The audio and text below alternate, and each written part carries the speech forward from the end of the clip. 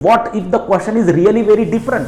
आपका आंसर ही आपको रिप्रेजेंट करता है. I end up taking lot of time to write an answer. देखो आपको कंटेंट लिखना है लेकिन उसकी एक डायरेक्शन होनी चाहिए जो डिफाइन होनी चाहिए. हमारी हैंडराइटिंग इतनी ठीक होनी चाहिए कि कम से कम आगे वाले को समझ तो आए. इससे पहले मैंने रिक्वायरमेंट समझी और उसके बाद मैंने पढ़ा. तो ये होता है two way understanding of the preparation.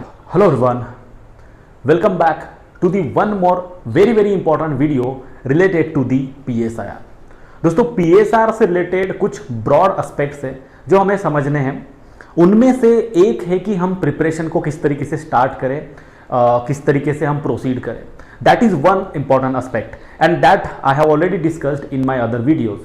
But now the second most important thing which come across जो हमारे मन में आती है कि सर आंसर राइटिंग कब शुरू करना है, when to start the answer writing for PSR and as well as how to start answer writing for the PSR. मतलब PSR के आंसर राइटिंग कब से शुरू करें, कैसे शुरू करें और किस तरीके से हम PSIR की आंसर राइटिंग करें.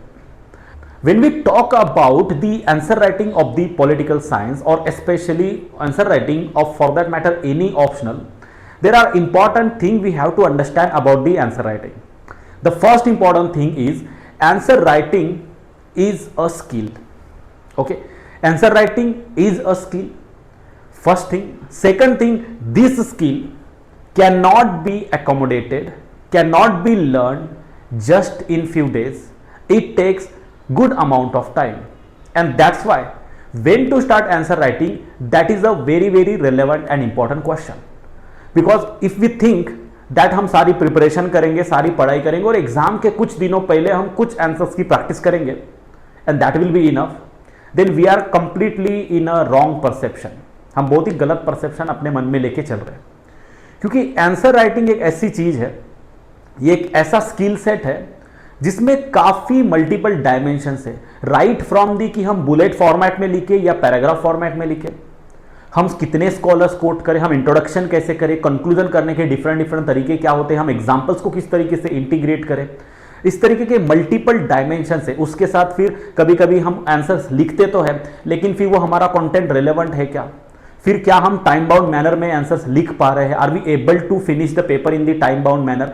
There are n number of different aspects of this answer writing that we have to understand first कि ये क्या क्या एस्पेक्ट है और इनके ऊपर हम कैसे वर्कआउट करें so that हम एक आंसर राइटिंग स्किल्स में मास्टरी हासिल करें. And this is very important.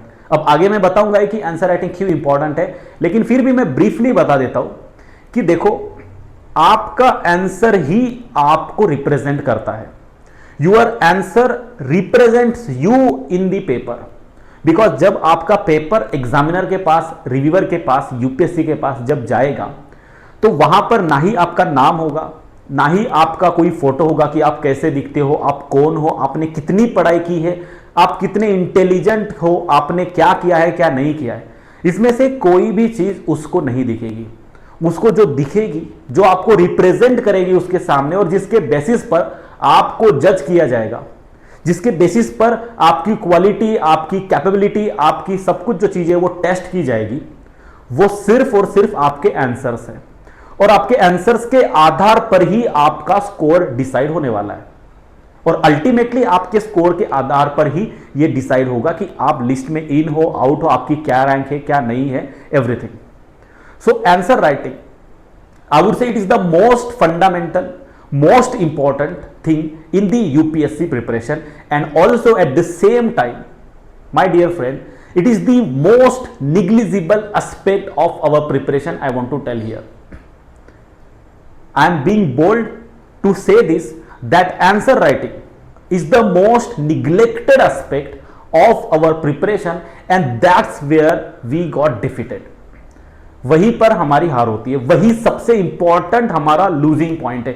जहां पर हमारी हार हो रही है, जहां पर हमें सक्सेस नहीं मिल पा रहा है या जहां पर कहीं ना कहीं हम अपने एम्बिशन को, अपने जो भी एम है उसको अचीव नहीं कर पा रहे हैं, तो somewhere it is because of कि हम इस आंसर राइटिंग स्किल्स को, आंसर राइटिंग वाली चीज को उतना सीरियसली नहीं ले रहे हैं, उतना सीरियसली परस्यू नहीं कर रहे हैं.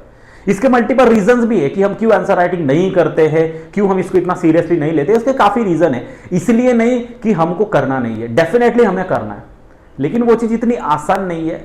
ऑफ कोर्स हमें क्वेश्चन देखते हैं तो हमें आंसर ही नहीं आता है, हमें क्वेश्चन समझ में नहीं आता। ऐसी बहुत सी चीजें हैं जिसके वजह से हमें लगता है कि यार अब क्वेश्चन देखे हैं मैंने, मुझे इसका आंसर समझ में ही नहीं आ रहा है, या इसका मुझे क्या लिखना है मुझे यही नहीं समझ में आ रहा है, मैं इसको बिगिन ही नहीं कर पा रहा हूं। Whenever I see the question I don't just understand that how to proceed, मैं क्या लिखूं, मतलब मैं कहां से शुरुआत करूं। और अगर मैंने हिम्मत करके शुरुआत कर भी ली, मैंने किसी तरीके से आंसर लिख भी लिया, तो प्रॉब्लम ये होता है कि I end up writing something very very different from the question, from the demand of the question. अगर मैंने कुछ लिख भी लिया तो I end up taking lot of time to write an answer. जब मैं एक आंसर जो जिसको 7 या 10 मिनट में मुझे कंप्लीट करना चाहिए, I take 20 minutes, it may take I may take 30 minutes, 35 minutes. So such kind of scenarios happen with us and that really hamper our confidence, हमारे कॉन्फिडेंस को हैम्पर करता है। और जिस वजह से फिर हम सोचते कि यार मे बी मेरी प्रिपरेशन नहीं होगी, मे बी मेरी रिवीजन कम पड़ रही होगी, मे बी मेरे को कंटेंट में एडिशन, वैल्यू एडिशन करने की जरूरत है, मे बी मुझे कुछ और भी रिफाइनमेंट लाने की जरूरत है, शायद उसके बाद मैं आंसर राइटिंग बेहतर कर पाऊं। इस तरीके की काफी चीजें हमें लगती है और फिर अकॉर्डिंगली हम आंसर राइटिंग वाली चीज को पोस्टपोन करते जाते हैं और हम at the end answer writing वाले एस्पेक्ट को कर ही नहीं पाते। हमारे पास उतना टाइम ही नहीं मिल पाता, एग्जाम पास आ जाती है और हमारे पास इतना समय ही नहीं होता है कि हम इनफ प्रैक्टिस कर सके। हम हार्डली 1 या 2 कोई टेस्ट पेपर लिख लेते and then we just go to the examination and that's what the failure is. वहीं पर सबसे बड़ा हमारा जो लूजिंग पॉइंट है वो वही है कि हम जो चीजें हमने पढ़ी है उसको रिफ्लेक्ट करने की, उसको हमारे असल एग्जाम में रिफ्लेक्ट करने की जो कैपेबिलिटी है, जो स्किल है, हमने उसी के ऊपर काम नहीं किया है। आज के इस वीडियो में हम डिटेल में step by step, bit by bit understand करने की कोशिश करेंगे कि आंसर राइटिंग क्या है, उसको कब से शुरू करना है, आंसर्स कैसे लिखने हैं और उससे रिलेटेड सारे एस्पेक्ट। फॉर दैट मैटर फिर हमें पैराग्राफ में लिखना है, बुलेट पॉइंट्स में लिखना है, फॉर दैट मैटर कि हमें कनेक्टिंग पॉइंट्स कैसे करना है पैराग्राफ में, फिर हमें फ्लो चार्ट्स लिखने हैं या नहीं। इस तरीके की n number of details we are going to understand, we are going to explore for the answer writing. So this is a kind of a video which deals with the fundamentals of the PSIR answer writing and PSIR के answer writing के fundamental से रिलेटेड ये video है। And if you are a serious aspirant and if you really want to understand this, because this video is free and I think we should take the benefit of it, so you should watch this video till the end and it will really benefit you for your answer writing and it will really boost your confidence and it will really make your approach and attitude positive towards the answer writing of the PSR. So let us start, let us try to understand what is PSR answer writing. Okay, now the most important thing, जब हम कोई भी चीज करते हैं तो हमें उसका what, ये क्वेश्चन पूछना बहुत ही ज्यादा जरूरी है। देखो मेरे किसी भी क्लास में, चाहे फाउंडेशन की क्लास हो, चाहे क्यूईपी की बैच हो, या फिर चाहे कोई भी फॉर दैट मैटर कोई भी वीडियो हो, कोई भी सेशन हो, the first and the most fundamental aspect I focus upon and I also want you to focus upon is the what of that thing. First of all, हम जब answer writing शुरू करते हैं तो हम कभी यह समझते ही नहीं है कि आंसर राइटिंग क्या है। जैसे हमने पॉलिटिकल साइंस की प्रिपरेशन शुरू तो की, लेकिन कभी हमने समझा ही नहीं है कि political science as a subject क्या है। इन द सिमिलर वे हमने आंसर राइटिंग क्या है इस चीज को कभी समझा ही नहीं कि आंसर राइटिंग का मतलब क्या होता है। Answer writing is what, it is simply there is a question and you have to write the answer.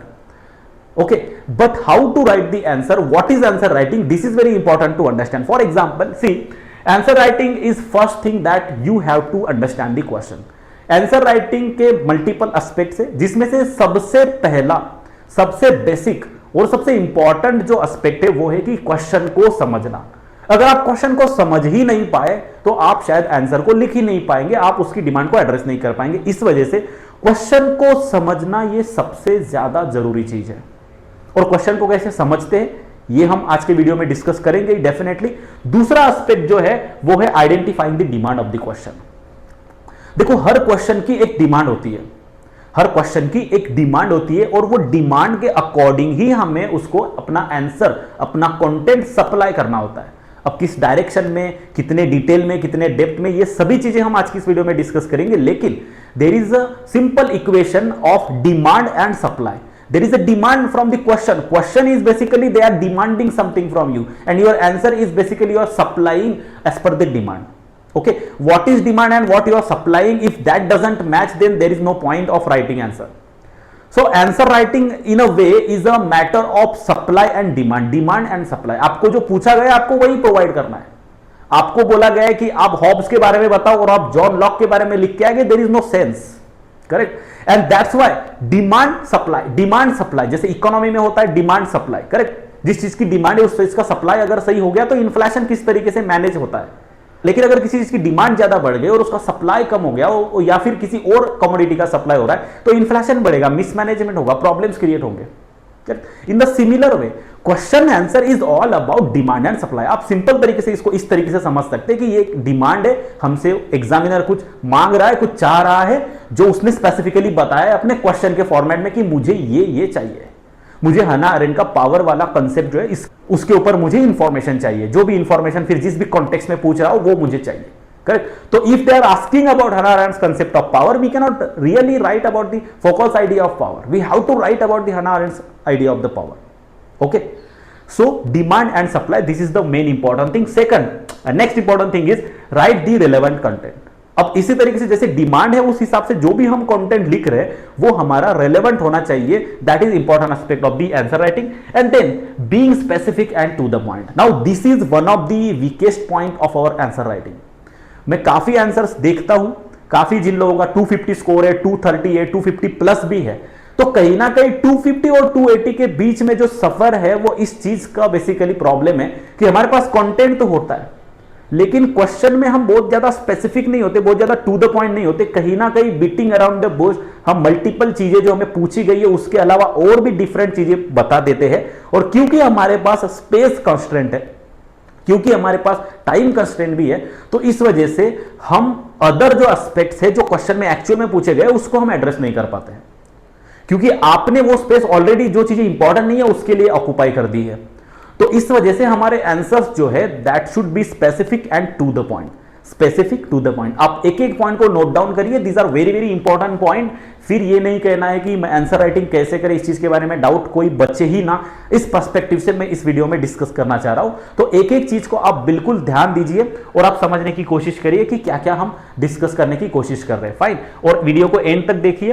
Fine. And then being specific and to the point about the answers. Then important thing is maintaining the flow. Flow maintain करना भी एक बहुत ही important चीज है. अब flow maintain करने का मतलब यह है कि हम जो भी आर्गुमेंट कर रहे हैं, फॉर एग्जांपल कोई भी चीज जो होती है उसका एक लॉजिकल फ्लो होता है, उसका एक इवोल्यूशन होता है. मतलब कोई भी चीज हम रैंडमली नहीं लिख सकते. करेक्ट. जब अगर आप मार्क्सिस्ट थ्योरी ऑफ स्टेट के बारे में बात कर रहे हो तो पहले मार्क्सिस्ट थ्योरी ऑफ जो स्टेट है, पहले मार्क्सिस्ट पर्सपेक्टिव का बेसिकली ओवरऑल अप्रोच क्या है, फिर उन्होंने सोसाइटी के बारे में क्या किया, किस तरीके से वो डिवाइड हो रही है, हैव्स और हैव नॉट वाला क्या है, फिर किस तरीके से वो स्ट्रगल हुआ है. और उसके बाद आप डायरेक्टली इस तरीके से चालू नहीं कर सकते कि मार्क्सिस्ट जो है वो स्टेट को विदर अवे करना चाहते हैं, वायलेंट रिवॉल्यूशन के थ्रू स्टेट को हटाना चाहते हैं. यहां से शुरू नहीं कर सकते. आपकी शुरुआत जो है पहले किस तरीके से इवॉल्व हुआ, वो प्रॉब्लम जो है वो क्यों आया, फिर उसका जो सॉल्यूशन है उसके बारे में आप डिस्कस करोगे. तो बेसिकली आंसर में एक फ्लो चाहिए. करेक्ट. एक लॉजिकल फ्लो चाहिए. जो हमारे आर्गुमेंट्स है वो एक लॉजिकल ऑर्डर में लिखे होने चाहिए. So that is one of the important aspect of the answer writing. हम उसको भी समझने की कोशिश करेंगे. And then we have to ensure that the answer writing dynamics are there. Answer writing dynamics का मतलब क्या है? सी डायनामिक्स का मतलब चीजें जो बदलती रहती है. तो आंसर राइटिंग डायनामिक्स में हमें वो सब चीजें इंश्योर करनी है हमारे आंसर्स में. फॉर एग्जांपल करंट अफेयर से रिलेटेड एग्जांपल्स, हमारे थियोरेटिकल इंटरलिंकेजेस, हमारे एग्जांपल से इंटरलिंकेजेस और जो हमारे कॉन्टेम्पररी इंटरलिंकेजेस है, ये जो बाकी के जो एस्पेक्ट है यही बेसिकली हमारे आंसर राइटिंग के डायनामिक्स है. तो ये सारी चीजें हम जब लिखते हैं तो हमारा एक बेटर आंसर बनता है. तो this is a answer writing. Answer writing क्या है? इसका मतलब यही है कि ये सब चीजें अगर हमारे एक आंसर में हो क्वेश्चन के तो हमारी वो आंसर राइटिंग हो गई. Basically this is the simplest way to understand that what is answer writing. Now the important thing is that why answer writing is so much important. Correct. This is the very important question, and of course you also know that why it is important. End of the day, the score which we are going to get and the selection and the entire process is going to be decided by the quality of the answer we are writing. हम जिस quality का answer लिख रहे हैं उस quality के answer पर ही depend करेगा कि हमारी आगे की जो प्रोसेस में हम कहां तक आगे जाने वाले हैं. Right? So that's why it is important. First, PSR में 3 चीजें हैं. Okay, not just in PSR, for that matter आप किसी भी ऑप्शनल या जीएस की किसी भी चीज की आप पढ़ाई कर रहे हो या फिर इवन प्रीलिम्स की भी पढ़ाई कर रहे हो, तो सिंपल सी चीज है कि सबसे पहला स्टेज है कि आप कंटेंट जो है, जो सिलेबस है, जो टॉपिक्स है, उसको पढ़ते हो, आप कंटेंट को कवर करते हो और आप उसको अंडरस्टैंड करते हो. आपने कंटेंट कवर किया, आपने अंडरस्टैंड किया, आपने पूरा समझ लिया. Then you revise. आप मल्टीपल टाइम्स उस चीज को रिवाइज करते हो ताकि आप उसको ग्रास्प कर सको. आप ये सब करते हो. And then you do answer writing and refinement. Correct? आप फिर उसके बाद लॉजिकली आप फिर आंसर राइटिंग और उसमें रिफाइनमेंट, ये सब स्टेजेस पर आप काम करते हो. लेकिन यहां पर इंपॉर्टेंट चीज ये है कि आपने क्या समझा. करेक्ट? और आपने जो भी रिवाइज किया, फॉर एग्जांपल आपने जो भी कंटेंट से समझा और उसके अलावा आपने जो उसको रिवाइज कर करके जो ग्रास्प करके आपने जो कंटेंट के ऊपर कमांड लाई है, उस चीज का सेंस तभी बनेगा, उस चीज की वैल्यू तभी होगी जब आप वो जो भी चीजें आपने पढ़ी है और रिवाइज की है वो अगर आप आंसर्स में रिफ्लेक्ट कर सको. If you are able to reflect in your answers whatever you have understood and revised, then and then only whatever you understood and revised become valuable. Otherwise it has no value. You have read, you understood, you revised, you did every second thing, but you fail to reflect the same into your answers, then there is no sense, there is no value of your entire understanding and revision process. Because end of the day only answers are going to decide your score. Okay, and then your score is going to decide everything. Fine. Also at the same time, the similar way I have already mentioned in the beginning of this video, that your answer is going to represent you in front of the examiner, in front of the reviewer. So he is going to judge you, he is going to decide what kind of person, what is your caliber, what is your understanding, everything about you on the basis of your answer only. So your answer is basically your representative in front of the reviewer or examiner. Fine. So now let us understand that from when to start the answer writing. Answer writing शुरू कब से करें. Correct? ये अब सबसे important सवाल है, क्योंकि हमारे माइंड में ये सवाल इसलिए आता है बिकॉज हमें लगता है कि सबसे पहले हमें पढ़ लेना चाहिए, फिर मैं उसको रिवाइज कर लूं और उसके बाद फिर मेरा सारा प्रिपरेशन हो जाए. मैं PSR paper 1 section A, paper 1 section B, फिर paper 2 section A, section B, ये सभी सिलेबस में कंप्लीट करूं. इसको मेरे को लगता है हो सकता है कि I may take at least 3 months for the first reading. It may happen. Then मैं उसको अगले 2 महीने उसको रिवाइज करता जाऊं, क्योंकि पहले 3 महीने मैंने जो भी पढ़ा है वो तो मैं सब कुछ भूल गया हूं. करेक्ट? तो मैं उसको अगले 2 महीने रिवाइज करूं, 2 से 3 महीने उसको मल्टीपल टाइम्स रिवाइज करने की कोशिश करूं, और फिर आफ्टर 5 to 6 months मैं जब आंसर राइटिंग करने जाऊं, then again I will face a challenge of something bigger, and that is कि मैंने जो 5-6 महीनों में जो भी किया है वो मैं फिर से भूल गया हूं. करेक्ट? रिकॉल नहीं कर पाते. तो ये सारे चैलेंजेस आ सकते हैं. तो that is not the right approach. हम सब कुछ पढ़ने के बाद 5-6 महीनों के बाद हम आंसर राइटिंग वाली चीज नहीं कर सकते. ये इसलिए नहीं कर सकते क्योंकि आंसर राइटिंग और हमारी पढ़ाई जो है, हमारी प्रिपरेशन, हमारी कंटेंट कंसोलिडेशन और आंसर राइटिंग, ये दोनों चीजें जो है एक दूसरे को रीइंफोर्स करती है. मतलब फॉर एग्जांपल आपने पढ़ा, आपने पढ़ने के बाद रिवाइज किया, रिवाइज करने के बाद आपने आंसर लिख के देखा और आपको समझ में आया कि अरे ये यहां पर ये प्रॉब्लम है, मुझे ये समझ में नहीं आ रहा है, या फिर ये पर्टिकुलर चीज मैं सही से नहीं लिख पा रहा हूं, ये पर्टिकुलर टॉपिक में मुझे प्रॉब्लम आ रही है. फिर आपने वो टॉपिक फिर से पढ़ा, आपने उस सही अप्रोच से पढ़ा जिस अप्रोच से क्वेश्चन में पूछा गया, और फिर आपने फिर से वही क्वेश्चन का आंसर लिखा. तो अब जब आपने क्वेश्चन देखा तभी आपको समझ में आ गया कि आपकी कमियां क्या है इस टॉपिक को लेके. With respect to this topic, what are the lacunas and what are the approach you should have regarding your preparation, that you only understood when you check the question, when you see the question, when you try to write the question.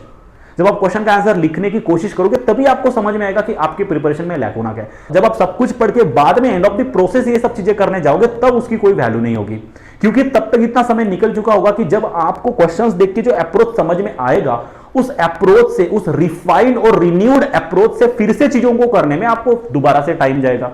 तो पहले जो किया हुआ है वो waste हो जाएगा. इसीलिए हमारे दिमाग में जो फ्रेमवर्क है कि मुझे किस चीज को कितना डेप्थ में पढ़ना है, किस चीज के कितने डायमेंशंस देखने, ये हमें तभी समझ में आएगा जब हम क्वेश्चंस देखेंगे.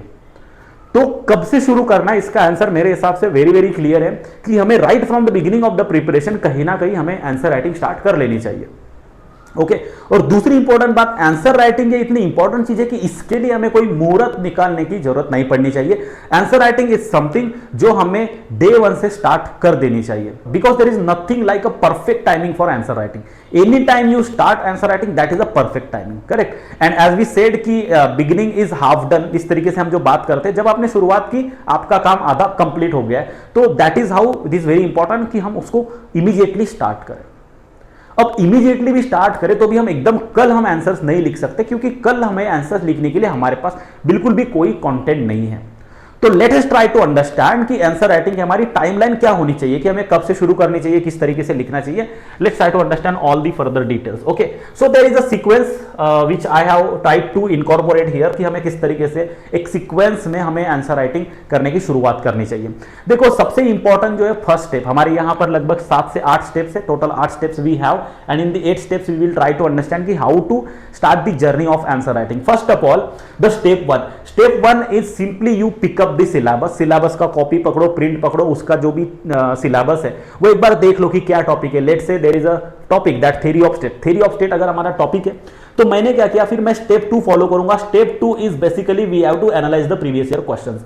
हम प्रीवियस ईयर क्वेश्चंस को एनालाइज करेंगे, करेक्ट। उस टॉपिक के जो प्रीवियस ईयर क्वेश्चंस है उसको एनालाइज करेंगे, बिकॉज यहां से हमें जो मल्टीपल चीजें समझ में आएगी। फॉर एग्जांपल, हमें टॉपिक की डिटेल्स जो है वो हमें सिलेबस देख के समझ में आएगी, और फिर किस किस डायमेंशन पे क्वेश्चन पूछे गए, यूपीएससी का क्वेश्चन पूछने का तरीका क्या है, किस तरीके से यूपीएससी फ्रेम कर रही है क्वेश्चन, ये सब जो चीजें है ये हमें प्रीवियस ईयर क्वेश्चन को एनालाइज करके ही समझ में आ जाएगी, correct. So that is very important thing, second most important thing. और ये हमें एक एक चैप्टर के लिए करना चाहिए, ये नहीं कि हमने पूरा सिलेबस पहले देख लिया, पूरा का पूरा। आपको bit by bit approach follow करना है, आपको पीस बाय पीसेस में चीजों को करना है, करेक्ट। हम एक दिन में सारा पहाड़ नहीं उठा सकते, हमको थोड़ा थोड़ा उसको डिसइंटीग्रेट करके फिर हमें उसको उठाना पड़ेगा, फिर हम उसको कंसोलिडेट करेंगे, राइट। सो यहां पर हम पीवाईक्यू को एनालाइज करेंगे। तो यहां पर let's say theories of state आपने पकड़ा, फिर थ्योरीज ऑफ स्टेट के आपने पीवाईक्यूज एनालाइज किए। उसके बाद थर्ड प्रोसेस जो है वो है कि आप उस चीज को आप हमारे नोट से पढ़ लो।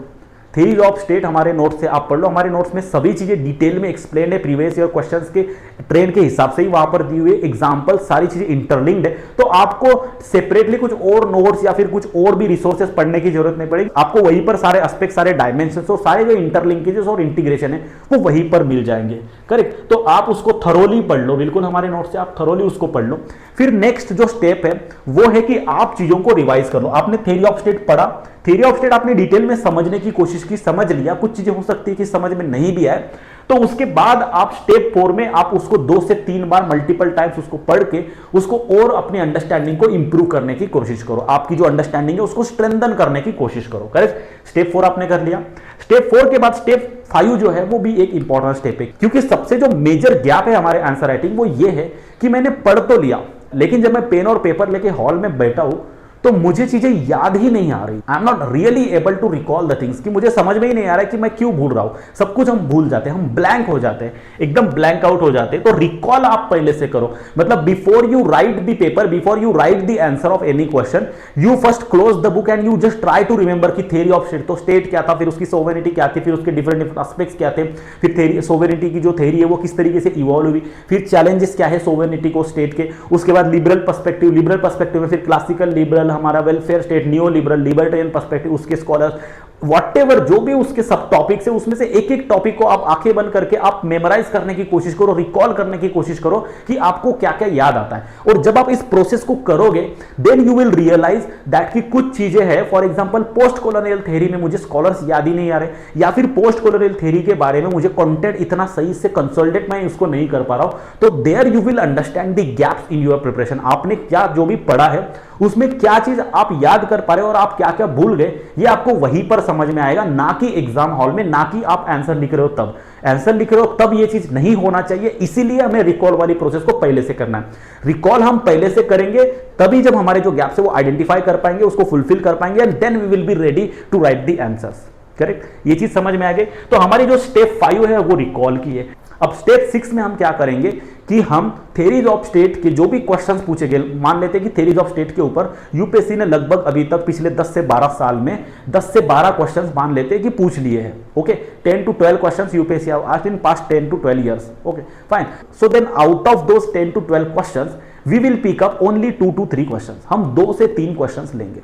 यहां पर भी बहुत स्ट्रेटेजिकली आपको क्वेश्चंस पिकअप करने, जो क्वेश्चन आपको थोड़े से इजी लग रहे हैं ना, कि for example comment on the pluralist theory of the state, comment on the feminist theory of the state, comment on the Marxist perspective of the state, आप एकदम सिंपल डायरेक्ट जो क्वेश्चंस है, एकदम डिफिकल्ट वाले क्वेश्चंस आपको उठाने नहीं है, एकदम सिंपल वाले क्वेश्चंस उठाने, क्योंकि आपको यह समझना है कि आप बिगिनिंग वाले प्रोसेस में हो, आपको धीरे धीरे आपको अपना जो आंसर राइटिंग रिलेटेड जो कॉन्फिडेंस है उसको बूस्ट करना पड़ेगा। क्योंकि अगर आप पहले से ही डिफिकल्ट क्वेश्चन, 20 मार्कर क्वेश्चन, एकदम कॉन्टेक्चुअल बड़े क्वेश्चंस आप लोगे और फिर आपको लगेगा कि यार ये तो बिल्कुल भी डिफिकल्ट क्वेश्चन है, तो आपका कॉन्फिडेंस थोड़ा सा डाउन हो सकता है और कहीं ना कहीं फिर आप आंसर राइटिंग को लेकर डर सकते हो और इस वजह से फिर आप उसको प्रोक्रास्टिनेट या अवॉइड कर सकते हो, निग्लेक्ट कर सकते हो। वही हमें करना नहीं है, हमें बेसिकली हमारे कॉन्फिडेंस को बूस्ट करना है, वो भी ग्रेजुअल बेसिस पर। तो पहले एकदम सिंपल वाले 10 मार्कर क्वेश्चन हम पकड़ेंगे। 10 मार्कर क्वेश्चन हमने पिकअप किए।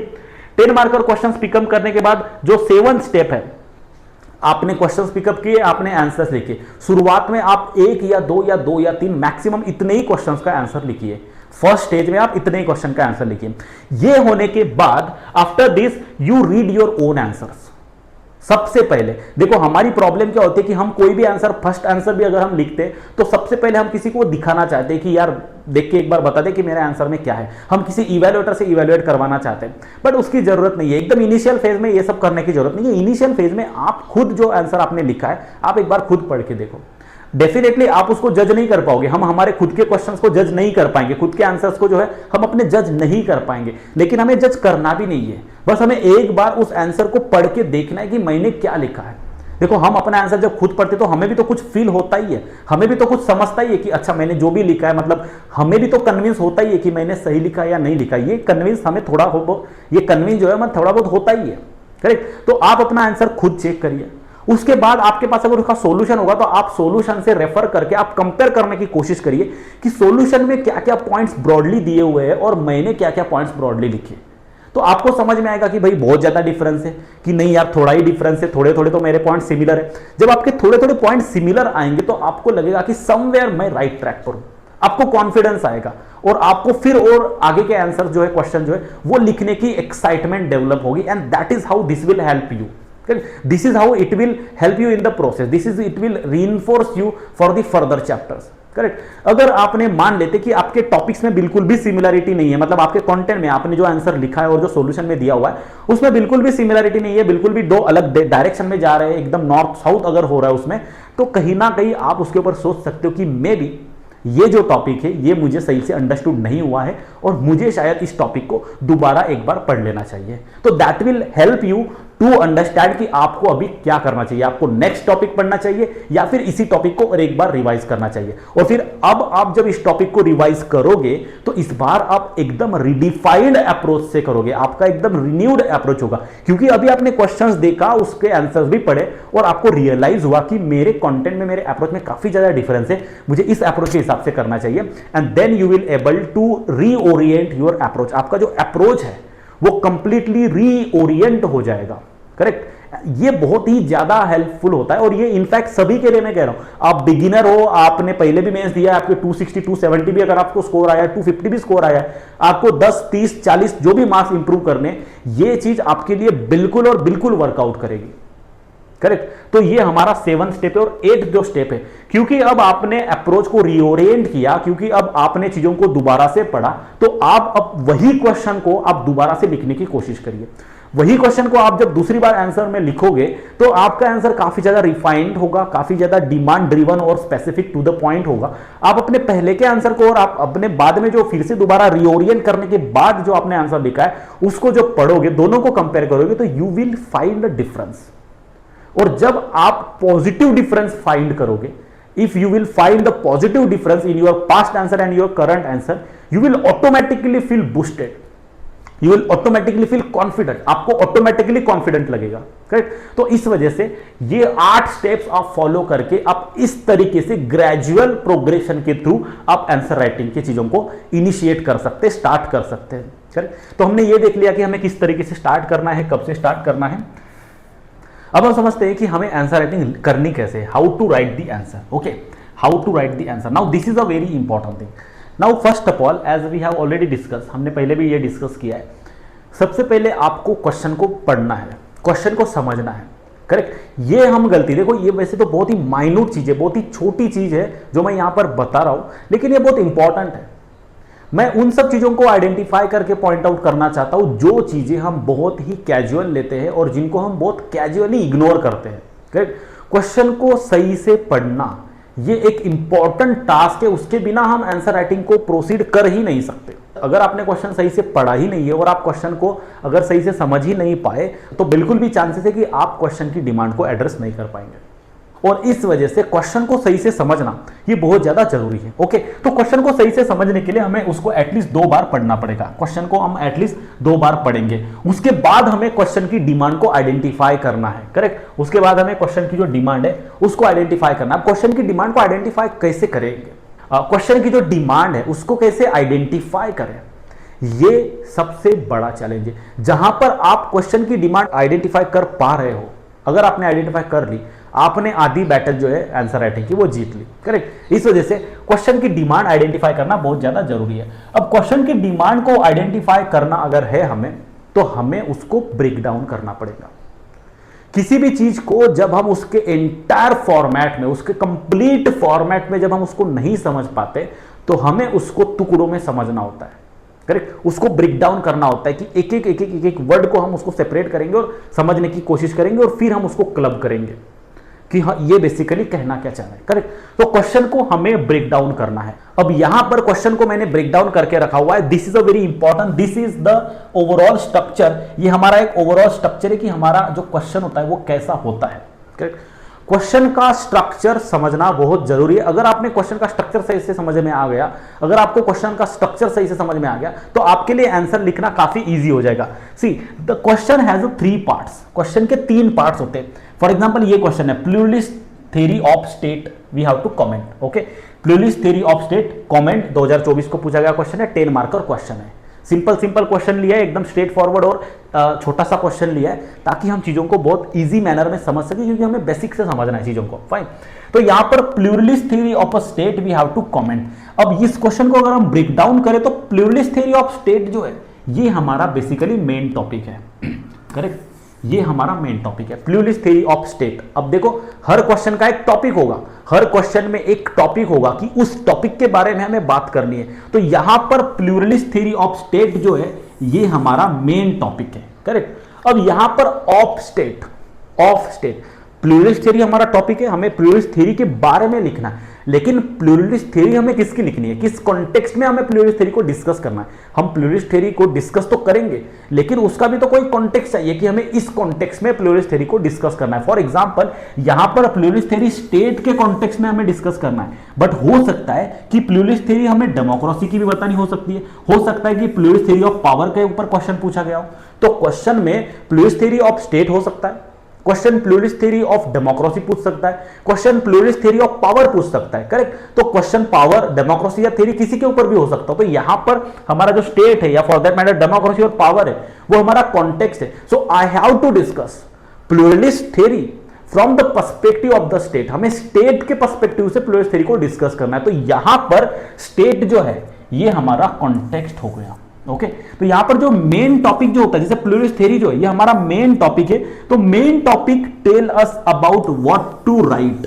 हमें क्या लिखना है, हमें आंसर में क्या लिखना है, what to write, that is conveyed by the main topic. Main topic हमें क्या लिखना है इसके बारे में बताता है। तो बेसिकली जो मेन कंटेंट है हमारे क्वेश्चन का, वो बेसिकली इसी के इर्द गिर्द घूमने वाला है, इसी के अराउंड हमें लिखना है। करेक्ट। और फिर जो हमारा कॉन्टेक्स्ट है, कॉन्टेक्स्ट हमें डायरेक्शन ऑफ द कंटेंट बताए।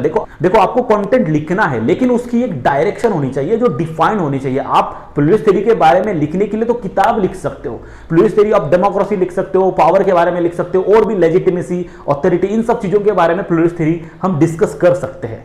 लेकिन कहीं ना कहीं हमें एक डायरेक्शन पता होनी चाहिए कि आपने बताया कि आपको जाना है, लेकिन कहां, किस दिशा में जाना है। करेक्ट। ये चीज तो हमें किसी ने बतानी चाहिए, तभी तो हम जाएंगे। सिर्फ जाना है ये बताने से कुछ नहीं होगा। करेक्ट। तो यहां पर जो स्टेट है, जो बेसिकली कॉन्टेक्स्ट है, यहां पर इस क्वेश्चन में कॉन्टेक्स्ट हमेशा हमें क्वेश्चन की जो आंसर की जो डायरेक्शन है, कंटेंट की जो डायरेक्शन है कि किस डायरेक्शन में हमको कंटेंट को लेके जाना है, वो हमें कॉन्टेक्स्ट बताता है। करेक्ट। और उसके बाद कमेंट, यहां पर कमेंट जो है ये बेसिकली हमारा डायरेक्टिव है। ये बेसिकली हमारा जो है डायरेक्टिव है। तो कॉन्टेक्स्ट ने हमें क्या कर दिया है, बाउंड्रीज सेट करके रखी है। कॉन्टेक्स्ट ने हमारे आंसर की, हमारे कंटेंट की, जो हमारा मेन टॉपिक और उसका जो कंटेंट है, उस कंटेंट की बाउंड्रीज को कॉन्टेक्स्ट ने सेट करके रखा है कि आपको जो प्लूरलिस्ट थ्योरी है वो स्टेट के दायरे में ही डिस्कस करनी है, स्टेट की बाउंड्री में ही डिस्कस करनी है। आपको उसको डेमोक्रेसी और पावर के बाउंड्री में नहीं लेके जाना है, आपको इस बाउंड्री के अंदर ही प्लूरलिस्ट थ्योरी के बारे में डिस्कशन करना है। लेकिन कहीं ना कहीं उस आंसर का एक स्ट्रक्चर होगा, तो वो स्ट्रक्चर क्या होना चाहिए, मतलब आर्गुमेंट्स होना चाहिए, काउंटर आर्गुमेंट्स होना चाहिए, नहीं होना चाहिए, या सिंपली एक्सप्लेनेशन होना चाहिए, या उसमें एग्जाम्पल के साथ उसका सब्सटेंशिएशन होना चाहिए, या फिर क्रिटिकल इवैल्यूएशन होना चाहिए, क्या होना चाहिए। ये जो ओवरऑल उसका जो स्ट्रक्चर है, उसका जो फ्लो है, उसका जो कंपोजिशन है, वो ये डायरेक्टिव तय करेगा। तो कहीं ना कहीं डायरेक्टिव जो है ये भी एक दिशा ही दिखाता है कि किस डायरेक्शन में किस तरीके से आप फ्लो करोगे, करेक्ट। लेकिन उसकी जो बाउंड्री है वो कॉन्टेक्स्ट सेट करता है। कॉन्टेक्स्ट जो है ये बेसिकली उसके बाउंड्रीज को सेट करता है कि ये तुम्हारा दायरा है, ये तुम्हारी डायरेक्शन है और ये तुम्हारा कंटेंट है। ये तीन चीजें हमेशा ही हर क्वेश्चन में बताई होती है, वो बस हमें आइडेंटिफाई करना होता है। तो इस तरीके से हम क्वेश्चन को हमने ब्रेकडाउन हमने कर लिया। ब्रेकडाउन करके अब हमें क्वेश्चन के डिफरेंट डिफरेंट पार्ट समझ में आ गए। अब यहां पर देखो एक डायरेक्शन जैसे इस तरीके की होती है कि स्ट्रक्चर जो है, स्ट्रक्चर इस तरीके का होता है कि हमने इंट्रोडक्शन लिखा, ठीक है। इंट्रोडक्शन के बाद हमने बॉडी में हम चाहे तो आर्गुमेंट कर सकते, काउंटर आर्गुमेंट कर सकते, डाइवर्स व्यूज पॉइंट्स बता सकते, एक्सप्लेनेशन कर सकते, जस्टिफिकेशन दे सकते, इलैबोरेशन, असेसमेंट, कुछ भी कर सकते, whatever, but that is totally depend not upon this, completely upon this. ये जो डायरेक्टिव है इस पर डिपेंड करेगा कि हम यहां पर क्या लिखें, जस्टिफिकेशन दे, इलैबोरेशन करें, असेसमेंट करें, या फिर एक्सप्लेनेशन दे, डाइवर्स व्यूज प्रोवाइड करें, या फिर काउंटर आर्गुमेंट्स प्रोवाइड करें। हम इनमें से क्या करें, इस बॉडी में हमें क्या क्या एस्पेक्ट हमें ये इनमें से डील करना है, ये सिंपली डिपेंड करेगा ये हमारा डायरेक्टिव क्या है उसके ऊपर।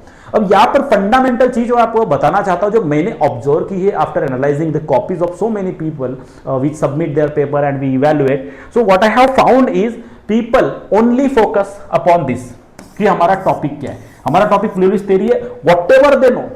whatever they know about the pluralist theory, they just write about it. Even they don't even care कि हम स्टेट के बारे में लिख रहे, पावर के बारे में लिख रहे, डेमोक्रेसी के बारे में लिख रहे, they just mix up everything and they just end up writing about pluralist theory. Directive की कोई वैल्यू नहीं है, कॉन्टेक्स्ट की कोई वैल्यू नहीं है, हमने सिर्फ कंटेंट लिखा। So we are not writing the answers of the question, we are only writing the main topic. We are actually in a way writing essays on that particular topic. हम उस topic के ऊपर एसे लिख रहे हैं, हम उसको कंटेक्स्ट और उसकी जो बेसिकली स्ट्रक्चर है, डायरेक्टिव है, उसको बिल्कुल भी समझ नहीं रही है, उसको बिल्कुल भी इग्नोर कर रहे हैं। एंड दैट इज वाई कहीं ना कहीं हमारा जो स्कोर है वो इतना बेटर नहीं आ रहा है। अगर आप इस तरीके से इस स्ट्रक्चर में जब आप आंसर लिखना चालू करोगे, and you will soon realize that your score and your structure, your answer is definitely day by day increasing and it is getting refined. ये आपको realize होगा। तो यहां पर ये चीजें बहुत इंपॉर्टेंट है। मैं इसको थोड़ा डिटेल में ज्यादा इसलिए एक्सप्लेन कर रहा हूं क्योंकि ये इतना इंपॉर्टेंट है और ये इतना due time, due explanation, due understanding and due attention deserve करता है। ये चीज बहुत ही ज्यादा इंपॉर्टेंट है। अब यहां पर 10 मार्कर क्वेश्चन है that indicates the basically word limit, कि हमें कितने वर्ड लिमिट में। देखो वर्ड लिमिट हमें ब्रीच नहीं करनी है, आंसर राइटिंग का ये एक इंपॉर्टेंट रूल है जो हमें ध्यान में रखना है। वर्ड लिमिट को ब्रीच करने से पेनल्टी होती है यूपीएससी के फाइनल एग्जाम में, दैट इज फॉर श्योर। तो ये चीज को हमें ध्यान में रखना है कि हमें वर्ड लिमिट को ध्यान में रखना है। वर्ड लिमिट के अंदर ही देखो यहां पर एक क्वेश्चन होता है कि हम एग्जैक्टली कैसे ये समझे कि हमारा 150 वर्ड में अगर हमें आंसर लिखना है तो हाउ कैन वी अश्योर कि हमने 150 वर्ड्स ही लिखा है। करेक्ट। और कहीं ना कहीं ये भी हो सकता है ना, because it is not, because हम वहां पर आंसर लिखने के लिए जा रहे हैं, हम वर्ड्स काउंट तो नहीं करते बैठ सकते। तो वर्ड्स काउंट नहीं कर सकते तो हमें कैसे पता चलेगा 150 वर्ड्स में लिखा है या फिर ज्यादा हो गया या कम हो गया। तो बेसिकली देखो जब हम कंटिन्यूअस प्रैक्टिस करते हैं, एक तो वो स्पेस जो होता है, वो स्पेस जितना लिमिटेड होता है, वहां पर आप अगर थोड़ा सा खुला खुला और सही ढंग से लिखोगे, थोड़ा सा प्रॉपर डिसेंट हैंडराइटिंग में अगर लिखोगे तो आप 150 वर्ड से ज्यादा लिख नहीं पाओगे। करेक्ट। लेकिन जब आप बहुत ही छोटा छोटा हैंडराइटिंग में, बहुत ही ऐसा चिपक चिपक के कंडेंस फॉर्मेट में जब आप लिखते हो चीजों को, तो कहीं ना कहीं आपके 1.5 पेज में ही 150 वर्ड्स कंटेंट आ जाता है और उसके अलावा उससे ज्यादा कंटेंट भी आप लिख लेते हो। तो समवेयर आपको ये सब चीजों को ध्यान रखना है, क्योंकि see answer writing is not just about content, answer writing also includes the presentation, correct. हमारा प्रेजेंटेशन, मान लेते हैं कि फॉर एग्जांपल मैंने कोई आंसर लिखा और मैंने बहुत ही अच्छा आंसर लिखा, मैंने बहुत ही उसकी कंटेंट, उसकी जो डिमांड है सब कुछ एकदम पिन पॉइंट पर बहुत ही बढ़िया तरीके से लिखा, लेकिन मेरी हैंडराइटिंग आगे वाले को समझ ही नहीं आ रही है, करेक्ट। मैंने जो P लिखा, मैंने L लिखा, मैंने S लिखा, मैंने Q लिखा, जो भी लिखा वो बिल्कुल भी एकदम डिफरेंट तरीके से लिखा है, बिल्कुल भी समझ ही नहीं आ रहा है, तो आगे वाले को समझेगा ही कैसे? आपका कंटेंट बहुत ही बढ़िया है, आपका आंसर बहुत ही जबरदस्त है, लेकिन आगे वाले को तो समझ में तभी आएगा ना जब वो आपकी जो राइटिंग है वो पढ़ पाएगा। तो यहां पर पॉइंट ये नहीं है कि हमारी हैंडराइटिंग बहुत बढ़िया होनी चाहिए, यहां पर पॉइंट बहुत ही सिंपल है कि हमारी हैंडराइटिंग इतनी ठीक होनी चाहिए कि कम से कम आगे वाले को समझ तो आए। मतलब उसको ये इंप्रेशन बिल्कुल भी नहीं जाना चाहिए कि ये जो पेपर है वो किसी डॉक्टर ने लिखा है, ऐसा इंप्रेशन बिल्कुल भी नहीं चाहिए। वो सिंपली उसको लगना चाहिए कि भाई हाँ, इन्होंने जो भी लिखा है मुझे समझ में आ रहा है, now I can read, whenever I will be able to read, then and then only I will be able to understand that what you have written, correct. तो handwriting is not the thing कि आपकी बहुत सुंदर handwriting होना चाहिए, इस पे अभी आपको वर्कआउट करने की जरूरत नहीं है। आपको सिंपली ये इंश्योर करना है कि आप उस लिमिटेड टाइम में जो लिख रहे हो वो कम से कम उसको समझ, तो ऐसा ना लगे बिल्कुल ही कि इसकी ट्रेन छूट रही है और ये जा रहा है और इसने बिल्कुल भी जो लिखा है बिल्कुल लिस्ट बॉदर होके उसको समझेगा नहीं, उसको पढ़ने में तकलीफ होगी, तो वो आपको मार्क्स नहीं देंगे। This is the reality, correct. ये आपको समझना है कि आपने जो भी लिखा है वो आगे वाले को समझे तभी वो आपको मार्क्स देगा। क्योंकि काफी बार मैंने भी ये एक्सपीरियंस किया है, बहुत बार स्टूडेंट्स कॉपीज भेजते हैं and I have to struggle a lot while reading their answers. मुझे उनके आंसर्स पढ़ते हुए बहुत स्ट्रगल करना पड़ता है, बहुत दिमाग लगाना पड़ता है कि इसने क्या लिखा होगा, ये P है या Q है, ये यस है या D है, क्या है, मतलब काफी बार समझ में ही नहीं आता, इनका स्टेटमेंट समझ में नहीं आता। तो फिर ऐसे में क्या होता है, एक बार मैं मेहनत करूंगा, 2 बार मैं मेहनत करूंगा, फिर तीसरी बार ऐसा होता है कि यार बिल्कुल भी this guy is not serious, चलो आगे बढ़ते हैं और फटाफट उसको एवरेज मार्क्स देके कुछ भी करके हम आगे जा सकते हैं, करेक्ट। तो ये माइंडसेट जो है बेसिकली सारा माइंडसेट है, मतलब रिव्यूअर को, इवैल्यूएटर को ये इरिटेट नहीं होना चाहिए, करेक्ट। उसको वो इंटरेस्ट आना चाहिए कि यार इसकी हैंडराइटिंग जो है पढ़ने लायक है, लेजिबल है और मुझे समझ में आ रही है, करेक्ट। तो ये बहुत इंपॉर्टेंट एस्पेक्ट है यहाँ पर। Fine, let us focus upon the other aspect. देखो यहाँ पर और एक क्वेश्चन को हम ब्रेक डाउन करने की कोशिश करते हैं। अब यहाँ पर थोड़ा सा डिफरेंस है, यहाँ पर देखो एग्जामिन ये हमारा डायरेक्टिव है, ठीक है। एग्जामिन हमारा डायरेक्टिव है और डायरेक्टिव हमें बेसिकली स्ट्रक्चर और ओवरऑल डायरेक्शन जो है वो हमें बताता है, करेक्ट। उसके बाद यहाँ पर कॉन्टेम्पररी पॉलिटिक्स, ये जो है ये हमारा कॉन्टेक्स्ट है, यहाँ पर कॉन्टेक्स्ट है। अब यहाँ पर लिबरल थ्योरी सिर्फ ये हमारा टॉपिक नहीं है, यहां पर लिबरल थ्योरी ऑफ स्टेट ये कंप्लीटली हमारा टॉपिक है और उसका कॉन्टेक्स्ट है कॉन्टेम्पररी पॉलिटिक्स, करेक्ट। पिछले वाले में क्या था, लिबरल थ्योरी मतलब जैसे प्लूरलिस्ट थ्योरी था, तो प्लूरलिस्ट थ्योरी हमारा टॉपिक था और स्टेट हमारा कॉन्टेक्स्ट था, लेकिन यहां पर लिबरल थ्योरी ऑफ स्टेट हमारा टॉपिक है, बेसिकली मेन टॉपिक है, ओके। तो ये मेन टॉपिक होने की वजह से कंटेंट जो है हम सारा इसके बारे में लिखेंगे, हम लिबरल थ्योरी ऑफ स्टेट के बारे में लिखेंगे।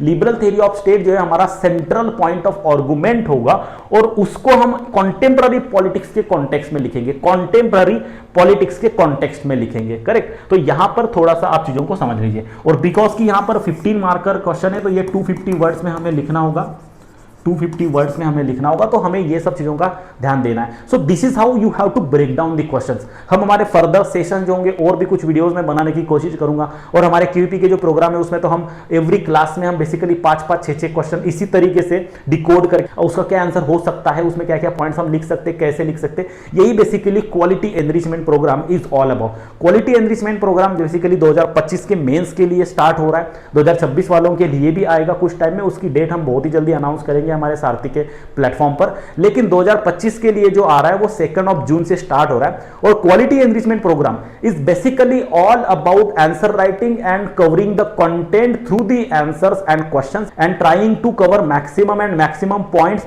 Through the answer writing. मतलब लाइव आंसर राइटिंग भी करेंगे, उन आंसर राइटिंग के थ्रू जो टॉपिक है, फॉर एग्जांपल यहां पर अभी हम लिबरल थ्योरी ऑफ स्टेट की बात कर रहे हैं, उसके क्वेश्चन की बात कर रहे हैं, तो लिबरल थ्योरी ऑफ स्टेट क्या है, फिर कॉन्टेम्पररी पॉलिटिक्स से उसका क्या मतलब है, ये सब चीजें थोड़ा सा डिटेल में, उसमें क्या क्या स्कॉलर्स क्या क्या पॉसिबल पॉइंट लिख सकते हैं, ये सभी चीजें हम बताएंगे। तो यहां पर आंसर तो आपका हो ही जाएगा, लेकिन एट द सेम टाइम आपका ये जो टॉपिक है कहीं ना कहीं वो टॉपिक को भी हम ब्रीफली कवर करेंगे। तो बेसिकली हम पीएसआर को कंप्लीटली रिवाइज तो कर ही रहे हैं, उसको पढ़ तो रहे हैं, लेकिन एक से एकदम सिस्टमैटिक मैनर में, ये नहीं कि हम उसको सिर्फ वन साइडेड पढ़ रहे हैं, हम उसको टू साइडेड, मतलब एक होता है वन साइडेड मतलब मैंने सिर्फ कंटेंट को पढ़ा, और टू साइडेड मतलब क्या होता है कि जो रिक्वायरमेंट है मैंने उसके अकॉर्डिंग पढ़ा। तो सबसे पहले मैंने रिक्वायरमेंट समझी और उसके बाद मैंने पढ़ा। तो ये होता है two way understanding of the preparation. और सिर्फ हम कंटेंट को पढ़ते हैं और फिर आंसर राइटिंग को बाद में करने जाते हैं, तो पहले वन वे करते हैं और फिर हम टू वे को समझने की कोशिश करते हैं, तो वो कॉम्प्लिकेटेड हो जाता है। तो QVP is all about live answer writing through the previous year question. सारे प्रीवियस ईयर क्वेश्चन के थ्रू, सारा सिलेबस के मैक्सिमम पॉइंट्स को टच करके हम मैक्सिमम क्वेश्चन की प्रैक्टिस वहां पर करने की कोशिश करेंगे।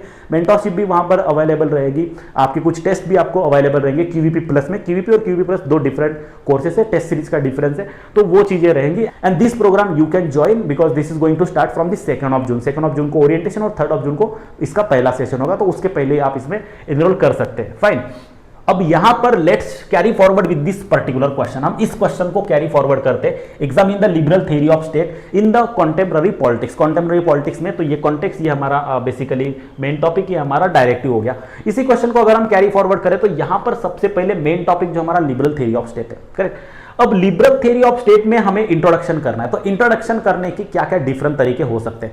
सबसे पहले हम समझ लेते हैं कि एक बेसिक लेवल का इंट्रोडक्शन होता है। इंट्रोडक्शन हम बेसिक जो आइडिया है हम उसको एक्सप्लेन करके हम इंट्रोड्यूस कर सकते हैं, या फिर हम डिफाइन करके भी इंट्रोड्यूस कर सकते हैं कि अगर कोई कंसेप्ट है तो हम उसकी डेफिनेशन बता सकते हैं, या फिर कुछ अगर आइडिया है जिसके ऊपर कोई परफेक्टली फिट होने वाला कोट अगर हमारे पास है तो हम वो बोल सकते हैं, या फिर किसी स्कॉलर के व्यूज के हिसाब से। फॉर एग्जाम्पल अगर हम लिबरलिज्म की बात कर रहे हैं और वहां पर जॉन लॉक को अगर हम कोट कर सकते हैं तो हम वो भी कर सकते हैं। तो these are the different ways we can introduce the question, but the simplest way is कि कोई भी आइडिया कंसेप्ट हो उसका अगर आपने डेफिनेशन या उसका आपने कोर आइडियोलॉजी जो है, उसका जो कोर क्रक्स है वो आपने बता दिया। फॉर एग्जांपल यहां पर लिबरल थ्योरी ऑफ स्टेट की बात हो रही है, तो वी आल्सो नो कि लिबरल थ्योरी जो है, liberal theory of state is a political framework which basically emphasize on the individual liberty, individual freedom, limited government, rule of law and the representative democracy। तो limited government, rule of law, representative democracy and individual freedom, ये सब चीजों को deal करने वाला जो political framework है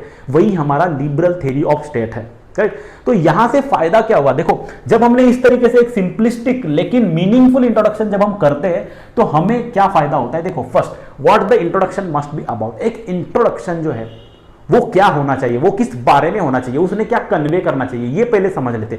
introduction is not any random thing, correct. Introduction ऐसी कोई भी रैंडम चीज नहीं है।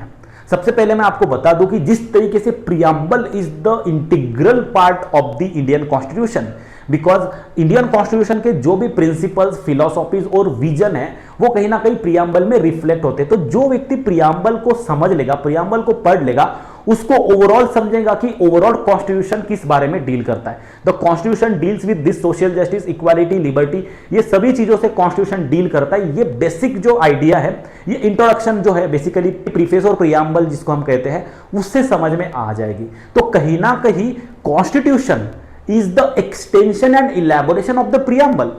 प्रियम्बल का बेसिकली अगर हम इलैबोरेशन और डिटेल वर्जन समझे तो कॉन्स्टिट्यूशन है, करेक्ट। तो preamble is not a separate isolated thing, it is the integral part of the constitution. और ये हमारे सुप्रीम कोर्ट ने भी कहा है। इन the similar way, in the exact similar way, introduction of our answer is the integral part of our answer। So basically जिस तरीके से preamble gives you a brief idea that what we are going to talk about in the constitution, what is the vision, what we have to deal about in the entire constitution, that is summarized in the introduction। Introduction में उसका brief summary दिया होता है कि this entire constitution is all about this vision we hold. So in the similar way, in the very very similar way, introduction में ये चीज reflect होनी चाहिए कि introduction must convey the reader that what you are going to talk about in your entire answer, your body and conclusion। आप अपने पूरे body और कंक्लूजन में, जो आंसर की आपकी बॉडी है, वो जो कंक्लूजन है, उसमें आप क्या चीजें डिस्कस करने वाले हो, what are the different aspects you are going to throw a light upon, that we have to briefly mention in the introduction, so that introduction set the stage for the reviewer to understand। मतलब introduction पढ़ के ही reviewer को, check करने वाले को समझ में आ जाए कि हम आगे क्या समझने वाले हैं। जैसे मैंने इस वीडियो के शुरुआत में 2-3 मिनट में मैंने ब्रीफली बताया कि बेसिकली आंसर राइटिंग क्या है, क्यों करना है, ये मैंने ब्रीफली बताया। और फिर उसके एक एक एस्पेक्ट पर मैं डिटेल में पूरे बॉडी वाले जो पार्ट है आंसर का उसमें डिस्कस कर रहा हूं, मतलब कि मैं वीडियो में डिस्कस कर रहा हूं इन the similar way, in the exact similar way. Introduction is a very very simple thing, लेकिन इंट्रोडक्शन बहुत ही गलत तरीके से हम करते आए हैं।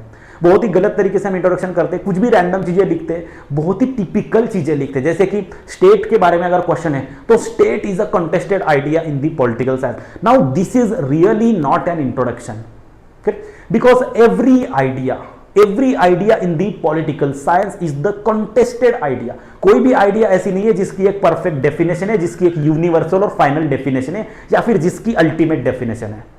ये बहुत ही सब्जेक्टिव है, इसमें बहुत ही डाइवर्स पर्सपेक्टिव होते हैं और ये कंटिन्यूसली इवॉल्व होता रहता है, उसमें आर्गुमेंट से काउंटर आर्गुमेंट से। और इसी वजह से पॉलिटिकल साइंस एक कॉन्टेस्टेड बेसिकली डिसिप्लिन है, जिसमें हर एक आइडिया जो है, चाहे स्टेट की हो, डेफिनेशन की हो, लिबर्टी की हो, इक्वालिटी की हो, every idea is a contested idea. So when you write state is a contested idea, that really does not make any sense.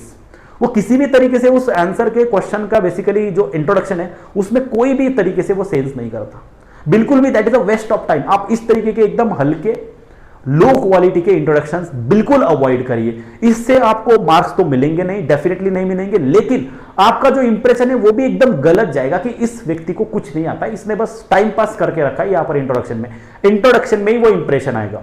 और इंट्रोडक्शन में एक बार ये इस तरीके की लाइन उसने पढ़ ली, उसका इंटरेस्ट बिल्कुल आउट हो जाएगा, वो आपका आंसर शायद बहुत अच्छी तरीके से आगे ना पढ़े।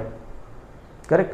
तो यहां पर ये चीज बहुत समझ लें, इंट्रोडक्शन में ही रीडर को समझ में आ जाना चाहिए कि आपको कहना क्या है, आप ओवरऑल किस चीज के ऊपर आगे फोकस करना चाहते हो, किस चीज को आगे डिस्कस करना चाहते हो। ये आपको शुरुआत में ही उसको ब्रीफली बता देना है, ताकि आपका एक स्टेज जो है, कॉन्टेक्स्ट जो है वो सेट हो जाए, रिव्यूअर को समझ में आए कि हम आगे क्या देखने वाले हैं।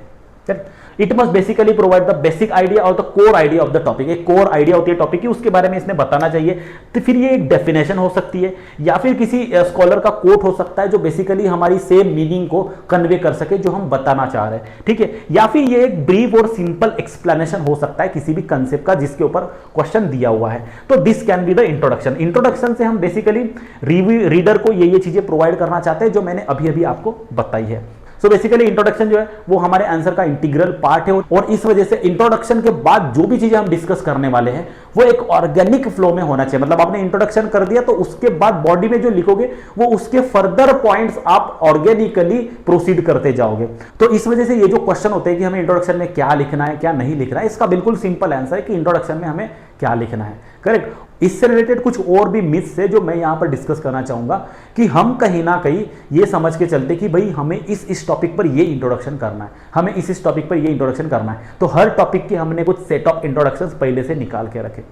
देखो, जो चीज अभी आई ही नहीं है, जो क्वेश्चन आपने देखा ही नहीं है, उसका इंट्रोडक्शन पहले से तैयार करके रखना ये किसी भी रैशनल वे में, लॉजिकल वे में बिल्कुल भी सेंसिबल चीज नहीं है, बिल्कुल भी जरूरत नहीं है। मतलब आपने पहले से चीजें सेट करके रखी है, और फिर आप, क्योंकि आपने वो पहले से सेट करके रखी है, तो आप उसको नेचुरली वहां पर इंप्लीमेंट करने की कोशिश करोगे। लेकिन what if the question is really very different?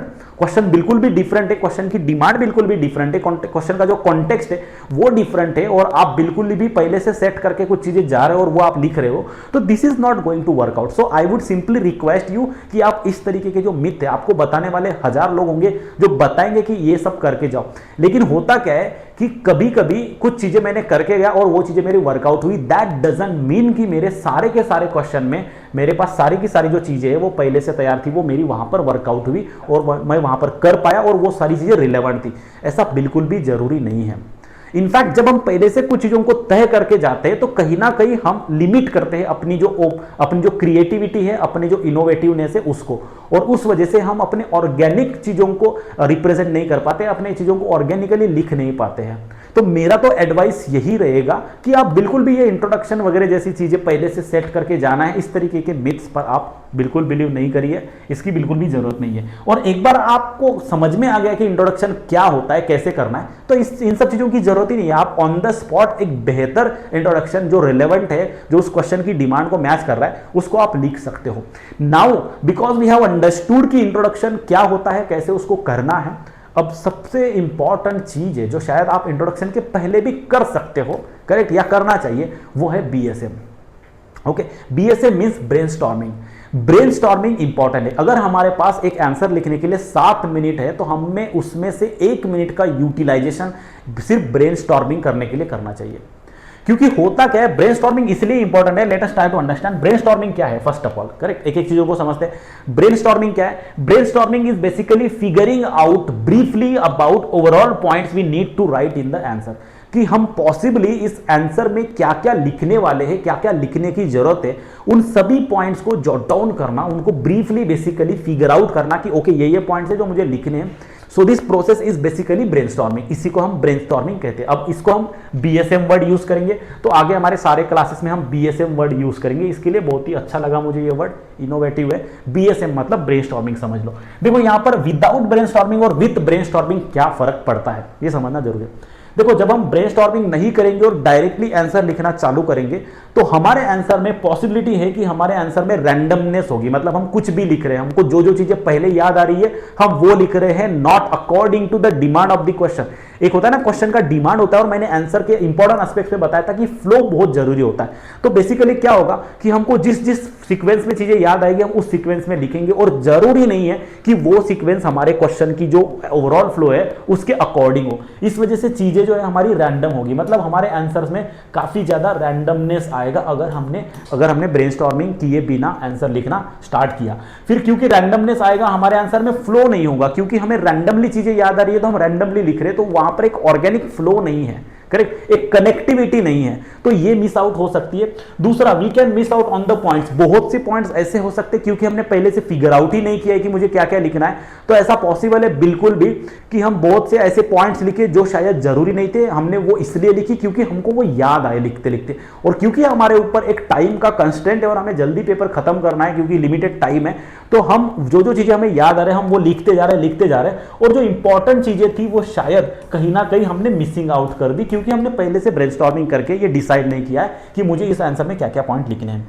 और उसके बाद बिकॉज की ये सब प्रॉब्लम की वजह से हमारी क्वेश्चन की जो डिमांड है वो एड्रेस शायद नहीं हो सकती, या फिर हम जो डिमांड है उसको एड्रेस करने में फेल हो सकते हैं। लेकिन अगर हम ब्रेनस्टॉर्मिंग के साथ करते हैं, अगर हमने पहले 1 मिनट बीएसएम करने के लिए दिया तो हमारे आंसर स्ट्रक्चर्ड हो जाएंगे, क्योंकि मुझे पहले से पता होगा कि मुझे क्या क्या पॉइंट्स लिखने हैं, और क्योंकि मुझे पहले से पता है कि मुझे क्या क्या पॉइंट्स लिखने हैं, तो उसमें से फर्स्ट कौन सा लिखना है, सेकंड कौन सा लिखना है, थर्ड कौन सा लिखना है, ये मेरा एक रफ पेपर में तैयार होगा, और उस अकॉर्डिंग मैं आर्गुमेंट को आगे कैरी फॉरवर्ड करूंगा, तो मेरे आंसर में एक स्ट्रक्चर आएगा, मेरे आंसर में एक ऑर्गेनिक फ्लो आएगा, क्योंकि एक लॉजिकल ऑर्डर में, एक सीक्वेंस में मैं आंसर्स लिखूंगा।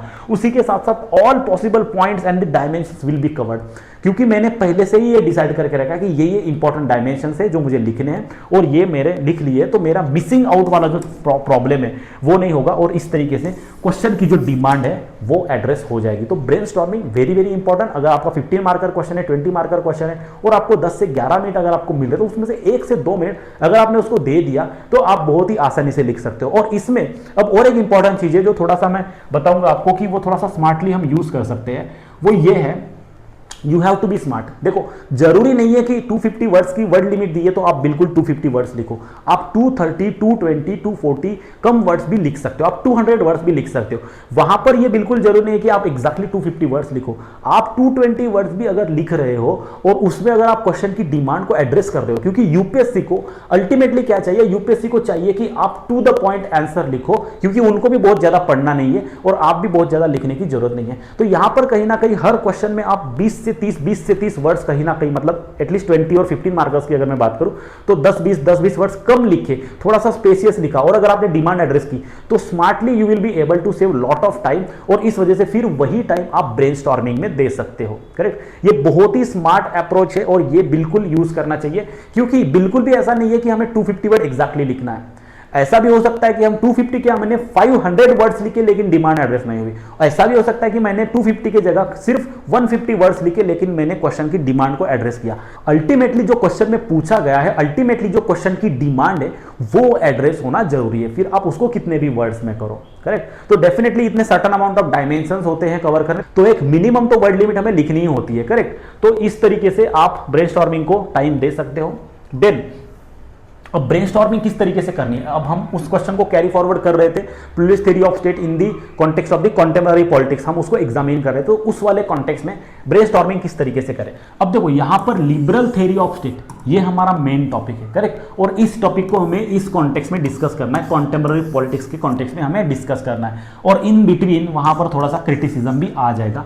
करेक्ट, और यहां पर हमें एग्जामिन करना है। तो सबसे इंपॉर्टेंट जो इंट्रोडक्शन में हम जो चीजें लिखेंगे लिबरल थ्योरी ऑफ स्टेट के बारे में, देखो जब ये लिबरल थ्योरी की बात कर रहा है तो इंपॉर्टेंट चीजें ये है कि हम इंडिविजुअल राइट्स के बारे में बात करें, क्योंकि लिबरलिज्म और लिबर्टी जो है is all about individual rights rule of law, representative democracy and limited government. These are the core ideas, these are the core concept which comprises the liberal theory of state. Correct, एक liberal theory of state की जो core idea जो है वो ये है, individual rights, rule of law, representative democracy, limited government. ये सब इंपॉर्टेंट आइडियाज हैं जो हम इंट्रोडक्शन में ही लिखेंगे कि liberal theory of state is a political framework which deals about और which talks individual rights, rule of law, representative democracy, limited government, ये सब चीजें. Correct, all this things we will write and then so these are the core principle. अब क्योंकि हमने ये introduction में लिख दिए, अब बाकी के आंसर में हम इन्हीं चीजों को इलैबोरेट करके थोड़ा सा इस कॉन्टेक्स्ट में हम डिस्कस कर सकते हैं और फिर ये वाला क्रिटिसिज्म हम इन बिटवीन बता सकते हैं. अब देखो यहां पर सबसे इंपॉर्टेंट क्वेश्चन ये भी आता है कि स्कॉलर्स को हम यूज कैसे करें. देखो बिकॉज क्योंकि मुझे पता है रिप्रेजेंटेटिव डेमोक्रेसी अगर मैंने पढ़ा है तो रिप्रेजेंटेटिव डेमोक्रेसी का एक बहुत ही इंपॉर्टेंट एडवोकेट है, वो है JS Mill. JS Mill is the advocate of the representative democracy. Correct, he is also a liberal. And then अगर हम इंडिविजुअल राइट्स की बात करते हैं तो वहां पर जॉन लॉक है. So these are the two scholars you can quote very easily. मतलब इसके लिए हमें बहुत डेप्थ में जाने की या बहुत स्कॉलर्स को रटने की जरूरत नहीं है. बहुत ही सिंपल सी बात है, रिप्रेजेंटेटिव डेमोक्रेसी की जहां जहां बात होगी आप जेएस मिल को कोट कर सकते हो. आप इंडिविजुअल राइट्स की, राइट टू प्रॉपर्टी की, राइट टू लाइफ की बात होगी तो आप जॉन लॉक को कोट कर सकते हो. करेक्ट, तो this is how we can also incorporate the scholars. Then we will talk about, अगर कॉन्टेम्पररी पॉलिटिक्स में बात हो रही है तो यहां पर डेमोक्रेटिक गवर्नेंस की बात हो सकती है. यहां पर यह भी हम डिस्कस कर सकते हैं कि जो पॉपुलिज्म जो जिस तरीके से ग्रो हो रहा है वो लिबरल थ्योरी ऑफ डेमोक्रेसी को थ्रेटन कर रहा है. उसी के साथ साथ लिबरलिज्म की वजह से इनइक्वालिटी भी बढ़ रही है और इकोनॉमिक लिबरलाइजेशन भी हो रहा है. करेक्ट, तो that is also threatening, that is actually in contrast with the equality वाला कंसेप्ट. क्योंकि लिबरलिटी में लिबर्टी होने की वजह से इकोनॉमिक लिबरलिज्म जो है वो उसी का एक्सटेंशन है, तो इसके वजह से इनइक्वालिटीज आ सकती है. अब जब इनइक्वालिटी की बात होती है और इकोनॉमिक लिबरलिज्म में इनइक्वालिटी के कॉन्टेक्स्ट में बात होगी तो यहां पर सिंपल सी बात है, आप थॉमस पिकेटी को कोट कर सकते हो. करेक्ट, और जब पॉपुलिज्म, राइज ऑफ पॉपुलिज्म की बात होगी और किस तरीके से वो एक लिबरल डेमोक्रेसी को थ्रेटन कर रहा है तो यहां पर आप यूएसए का एग्जांपल लिख सकते हो. और फिर यहां पर डेमोक्रेटिक गवर्नेंस के बारे में आप safeguarding of the individual freedom, promotion of the checks and balances, इन सब आइडियाज को यहां पर हम डिस्कस कर सकते हैं. एंड देन क्रिटिसिज्म में न्यू लिबरलिज्म एंड इनइक्वालिटी, क्योंकि हमें पता है कि न्यू लिबरल आइडियाज जो है they propagate some free market and privatization and that leads to the inequality. So यहां पर डेविड हैर्वी को आप कोट कर सकते हो विच ही सेज दैट कि new liberalism has a primarily benefit the elite. जो इलाइट लोग हैं सिर्फ उन्हीं को ज्यादा बेनिफिट किया और जो वर्कर क्लास है उनको काफी उसका डिसएडवांटेज हो गया है. तो ये डेविड हार्वी हम इसको यहां पर कोट्स कर सकते हैं. देखो हमें डिस्कस करना था लिबरल थ्योरी ऑफ स्टेट, लेकिन हम न्यू लिबरलिज्म में कहां से आ गए? क्योंकि देखो लिबरलिज्म को, हमें लिबरल थ्योरी ऑफ स्टेट को कॉन्टेम्पररी पॉलिटिक्स के कॉन्टेक्स्ट में जब डिस्कस करना है तो कॉन्टेम्पररी स्टेट ऑफ जो कॉन्टेम्पररी पॉलिटिक्स है उसमें अभी लिबरलिज्म का जो नया वर्जन है न्यू लिबरलिज्म वो ज्यादा प्रोमिनेंट है. And new liberalism actually promotes the globalisation. क्योंकि अगर आप इकोनॉमिक रिफॉर्म्स की भी बात करोगे तो हमने न्यू लिबरल प्रिंसिपल्स जो है, न्यू लिबरल प्रिंसिपल्स एडॉप्ट किए हैं, इकोनॉमिक रिफॉर्म्स हमने जो किए हैं तो वहां पर एलपीजी है, लिबरलिज्म, प्राइवेटाइजेशन और ग्लोबलाइजेशन. करेक्ट, तो लिबरलिज्म, न्यू लिबरलिज्म का पार्ट है ग्लोबलाइजेशन. तो ग्लोबलाइजेशन का मतलब बेसिकली यही है कि सारे जो बाउंड्रीज है इकोनॉमिक लेवल पर वो ब्रेक डाउन किए जाते हैं और एक इकोनॉमिक इंटीग्रेशन होता है. तो जब इकोनॉमिक इंटीग्रेशन ग्लोबल लेवल पर इस स्केल का होता है तो कहीं ना कहीं स्टेट की जो सोवेनिटी है वो कॉम्प्रोमाइज होती है और वो सिर्फ अभी इकोनॉमिक लेवल पर नहीं है, वो अदर एस्पेक्ट में भी कॉम्प्रोमाइज हो रही है. तो कहीं ना कहीं स्टेट की सोवेनिटी को भी वो थ्रेटन करता है. तो लिबरल थ्योरी ऑफ स्टेट को कॉन्टेम्पररी पॉलिटिक्स मतलब न्यू लिबरल आइडिया और किस तरीके से वो स्टेट को कॉन्टेम्पररी पॉलिटिक्स में बेसिकली डील कर रहा है, तो वो बेसिकली स्टेट की जो सोवरेनिटी है उसको चैलेंज कर रहा है. और इसी से रिलेटेड जो क्वेश्चन है challenges to the sovereignty of the state, वो भी क्वेश्चन आज के टाइम में आता है या आ गया है पहले. Correct, so this is how you can then brainstorm all the points of the question and then you can organically answer. तो आपका आंसर एकदम परफेक्ट होगा, रिफाइंड होगा. तो यहां पर आप देख सकते हो कि यहां पर इस क्वेश्चन में आपके स्कॉलर्स हो गए, आपका टॉपिक भी कवरेज हो गया. करेक्ट, आपकी डिमांड भी एड्रेस हो गई और आपने सारे पॉइंट्स भी लिख लिए. करेक्ट, स्कॉलर्स भी आपने सब लिख लिए. तो this is how you can address the demand of the question. तो देखो बेस्ट आंसर के जो इंग्रेडिएंट्स है वो ये है. एक तो आपको क्वेश्चन की डिमांड को एड्रेस करना है, आपको क्वेश्चन के आंसर में सब्सटेंशिएशन करना है. सब्सटेंशिएशन मतलब जैसे देखो जीएस के आंसर और पीएसआर के आंसर में दोनों में हम सब्सटेंशिएट करते हैं, लेकिन जीएस के आंसर में हम सब्सटेंशिएशन जब करते हैं तो यहां पर हम डेटा फैक्ट्स के बारे में बात करते हैं. हम डेटा फैक्ट्स लिखते हैं, सुप्रीम कोर्ट की कोई जजमेंट लिखते या कोई रिपोर्ट है उसको हम कोट करते हैं. यहां पर पीएसआर में मेनली हम स्कॉलर्स जो है उनके पर्सपेक्टिव, क्योंकि PSR is all about views, opinion and perspective. Correct, political science में ज़्यादातर तो पर्सपेक्टिव होते हैं ये। अब इसके बारे में हम और भी डिटेल में डिस्कस करेंगे कि जीएस और पीएसआर के आंसर्स में क्या डिफरेंस होता है, तो वो थोड़ा सा मैं 2-3 मिनट बाद और डिस्कशन करूंगा। तो यहाँ पर जीएस में सब्सटेंशिएशन हम फैक्ट और डेटा के थ्रू करते हैं, लेकिन पीएसआर में हम स्कॉलर्स के थ्रू सब्सटेंशिएट करते हैं। तो हमारे आंसर में सब्सटेंशिएशन होना चाहिए, मतलब बेसिकली स्कॉलर्स और उनकी जो आइडियाज है उनके कोट्स के थ्रू हम अपने पॉइंट्स को बैकअप दे, हम अपने पॉइंट्स को बैक करें, हम सपोर्ट करें, सब्सटेंशिएट करें। हमारे आंसर में प्रॉपर फ्लो होना चाहिए, हमारे आंसर का एक राइट स्ट्रक्चर होना चाहिए, और उसी के साथ साथ हमारे आंसर जो वो टू द पॉइंट होने चाहिए, और मेन इंपॉर्टेंट थिंग जो है directly hit the content. This is very important thing.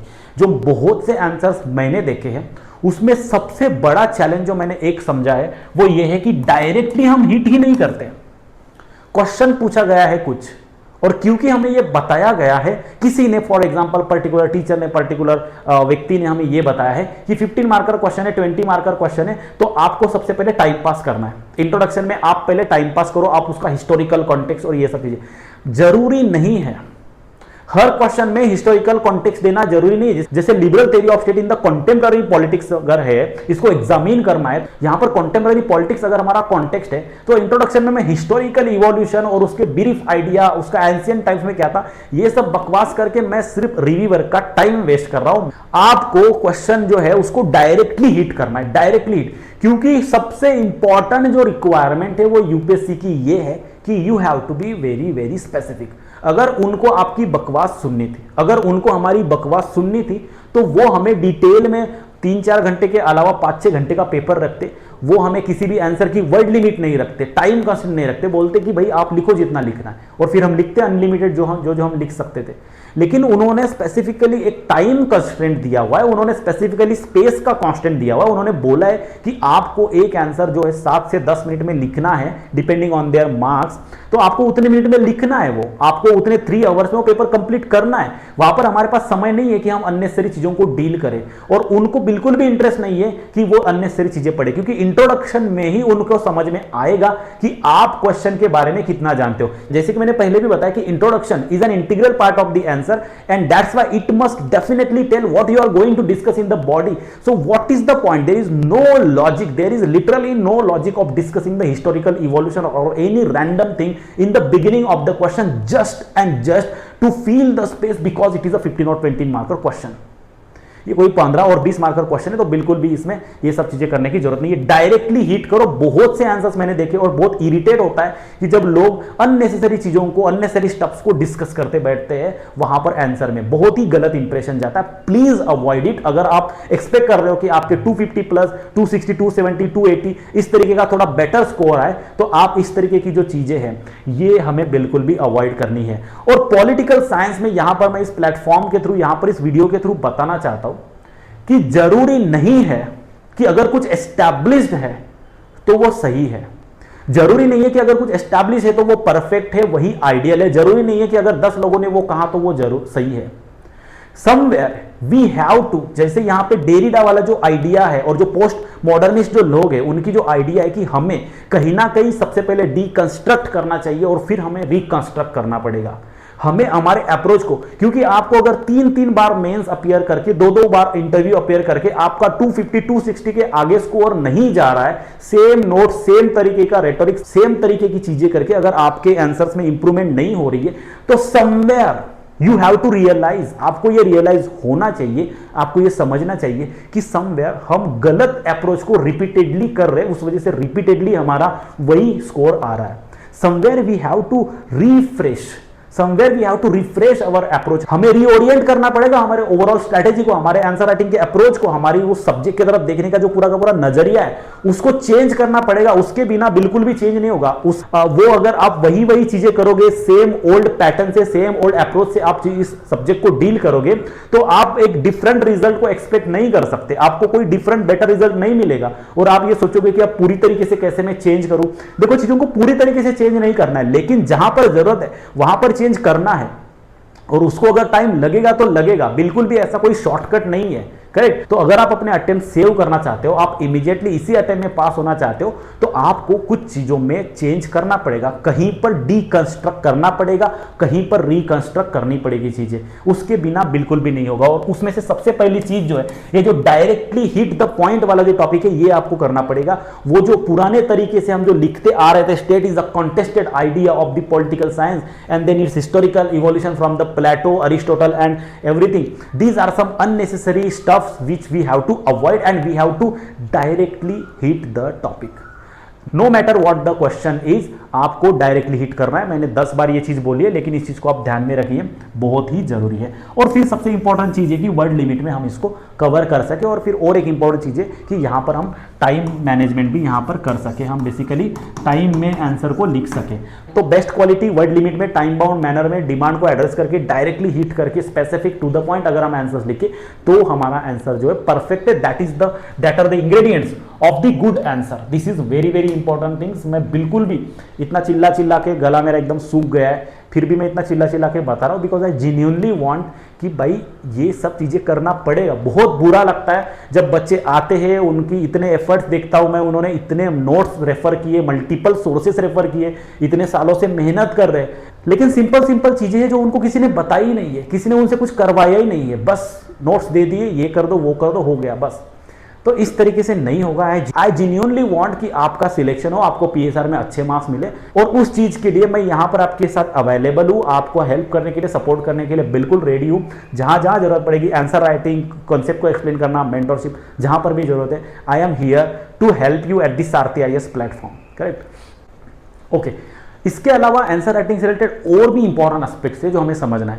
सबसे इंपॉर्टेंट जो डाउट आता है बच्चों को, जो काफी बार बच्चे पूछते रहते हैं कि सर हमें बुलेट पॉइंट्स में लिखना है आंसर या पैराग्राफ फॉर्मेट में लिखना है, बुलेट पॉइंट में या पैराग्राफ फॉर्मेट में। इसका आंसर देखो यूपीएससी ने भी हमें नहीं बताया है। Even UPSC have not conveyed us that कि whether they are expecting the answers in the bullet format और the paragraph format. But here one more important thing come into the picture, that what is the difference between the GS and PSR answers, and that is how we can also try to understand कि हमें bullet format में लिखना है कि paragraph format में लिखना है। अब देखो ये बात भी बहुत अच्छे से आप समझने की कोशिश करो कि देखो political science and international relation ये एक ऑप्शनल सब्जेक्ट है जहां पर हमें थोड़ा सा एकेडमिक लेवल का नॉलेज जो है हमसे एक्सपेक्टेड है, जबकि जीएस जो है उसका नाम ही जनरल स्टडीज है। तो समवेयर पीएसआर में हमें चाहिए एकेडमिक डेप्थ, करेक्ट, और जीएस में हमें एकेडमिक डेप्थ नहीं चाहिए लेकिन जनरल पर्सपेक्टिव। सो समवेयर अगर पॉलिटिकल साइंस में अगर हमें ग्रासरूट डेमोक्रेसी के बारे में बात करनी है तो ग्रासरूट डेमोक्रेसी के डेप्थ में हमें जाना है, उसका इवैल्यूएशन, उसके मल्टीपल एस्पेक्ट, उसके हर एक एस्पेक्ट को हमें डिटेल में कवर करना है, डेप्थ में उसके जाने,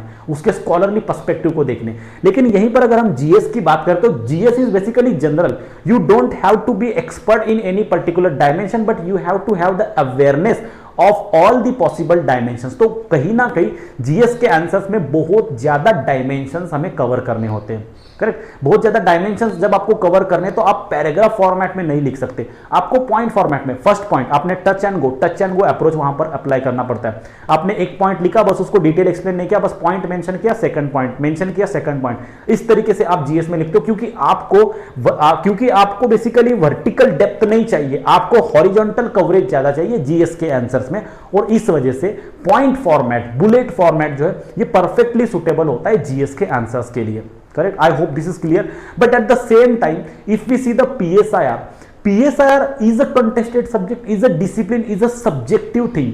करेक्ट, यहां पर दो चीजें आप समझ लो, जीएस में ऑब्जेक्टिव चीजें होती है, करेक्ट, और यहां पर सब्जेक्टिव चीजें होती है। यहां पर पॉलिटिकल साइंस में सब्जेक्टिव इसलिए है, फॉर एग्जांपल अगर हम स्टेट की बात करते हैं, जस्टिस की बात करते हैं, तो जस्टिस की कोई सिंगल यूनिवर्सल डेफिनेशन नहीं है, यहां पर सिर्फ पर्सपेक्टिव्स है, व्यूज है, ओपिनियंस है, आर्गुमेंट्स है और फिर काउंटर आर्गुमेंट्स है। तो आर्गुमेंट्स और काउंटर आर्गुमेंट्स, व्यूज और पर्सपेक्टिव्स हम पॉइंट फॉर्मेट में उतने सही तरीके से कन्वे नहीं कर सकते, क्योंकि जब हम व्यूज और पर्सपेक्टिव्स की बात करते हैं, एक्सप्रेशंस की बात करते हैं, तो उनका एक लॉजिकल फ्लो होता है जो पिछला पैराग्राफ और नेक्स्ट के पैराग्राफ में जो कंटिन्यूटी होनी चाहिए, करेक्ट, और इस वजह से वो पैराग्राफ फॉर्मेट में ज्यादा सुटेबल होता है, क्योंकि वहां पर हमें एक्सप्लेन करना होता है, चीजों को थोड़ा सा ऑर्गेनिकली एक्सप्लेन करना होता है, चीजों को थोड़ा इलेबोरेट करना होता है। तो इस वजह से वैसे तो paragraph format is the most suitable for the optional answer writing, for that matter specifically PSR की अगर मैं बात करूं तो, लेकिन जीएस के आंसर में पॉइंट फॉर्मेट यूज कर सकते हैं। लेकिन अगेन यहां पर ऐसा बिल्कुल भी कोई hard and fast fast rule नहीं है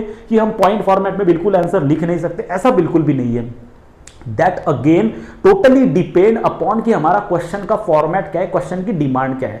फॉर एग्जांपल आपको डिटर्मिनेंट ऑफ फॉरेन पॉलिसी अगर ये क्वेश्चन पूछा है, जो कि हमारे ऑप्शनल में पूछा जा सकता है, पूछा भी गया है ऑप्शनल में ये क्वेश्चन, तो यहां पर डिटर्मिनेंट्स एक नहीं है, दो नहीं है, यहां पर मल्टीपल डिटर्मिनेंट्स है, ज्योग्राफी है, हिस्ट्री है, कल्चर है, करेक्ट, नेबरिंग स्टेट्स है, ये मल्टीपल हमारे डायमेंशन है जो डिटर्मिनेंट्स हमारे हैं। तो यहां पर हम पॉइंट फॉर्मेट में लिख सकते हैं, करेक्ट। अगर हम यूएन सिक्योरिटी रिफॉर्म की बात करें और इंडिया की beat for the UNSC representation, इसकी अगर बात करें तो यहां पर भी पॉइंट फॉर्मेट में कि इंडिया एक डेमोक्रेसी है, इंडिया एक बड़ा इकोनॉमी है, इंडिया की पीस कीपिंग में हमारा कंट्रीब्यूशन है, ऐसे मल्टीपल पॉइंट्स हम यहां पर लिख सकते हैं। At the same time Asia में इतना बड़ा होने के बावजूद भी रिप्रेजेंटेशन नहीं है इंडिया का, इंडिया एक बहुत बड़ा कंट्री है, ऐसे मल्टीपल पॉइंट्स हम लिख सकते हैं। और आज की जियोपॉलिटिकल रियलिटी बदल चुकी है, तो ये पॉइंट्स है, यहां पर पर्सपेक्टिव और एक्सप्रेशंस और आर्गुमेंट काउंटर आर्गुमेंट्स नहीं है, यहां पर सिंपली पॉइंट्स है, तो इनको हम बुलेट फॉर्मेट में लिख सकते हैं, even being an optional subject और पीएसआर, करेक्ट। लेकिन अब कुछ कुछ जगहों पर हमें क्रिटिकल इवैल्यूएशन करना है, हमें चीजों को असेसमेंट करना है, हमें चीजों को थोड़ा सा डेप्थ में जाके एग्जामिन करना है,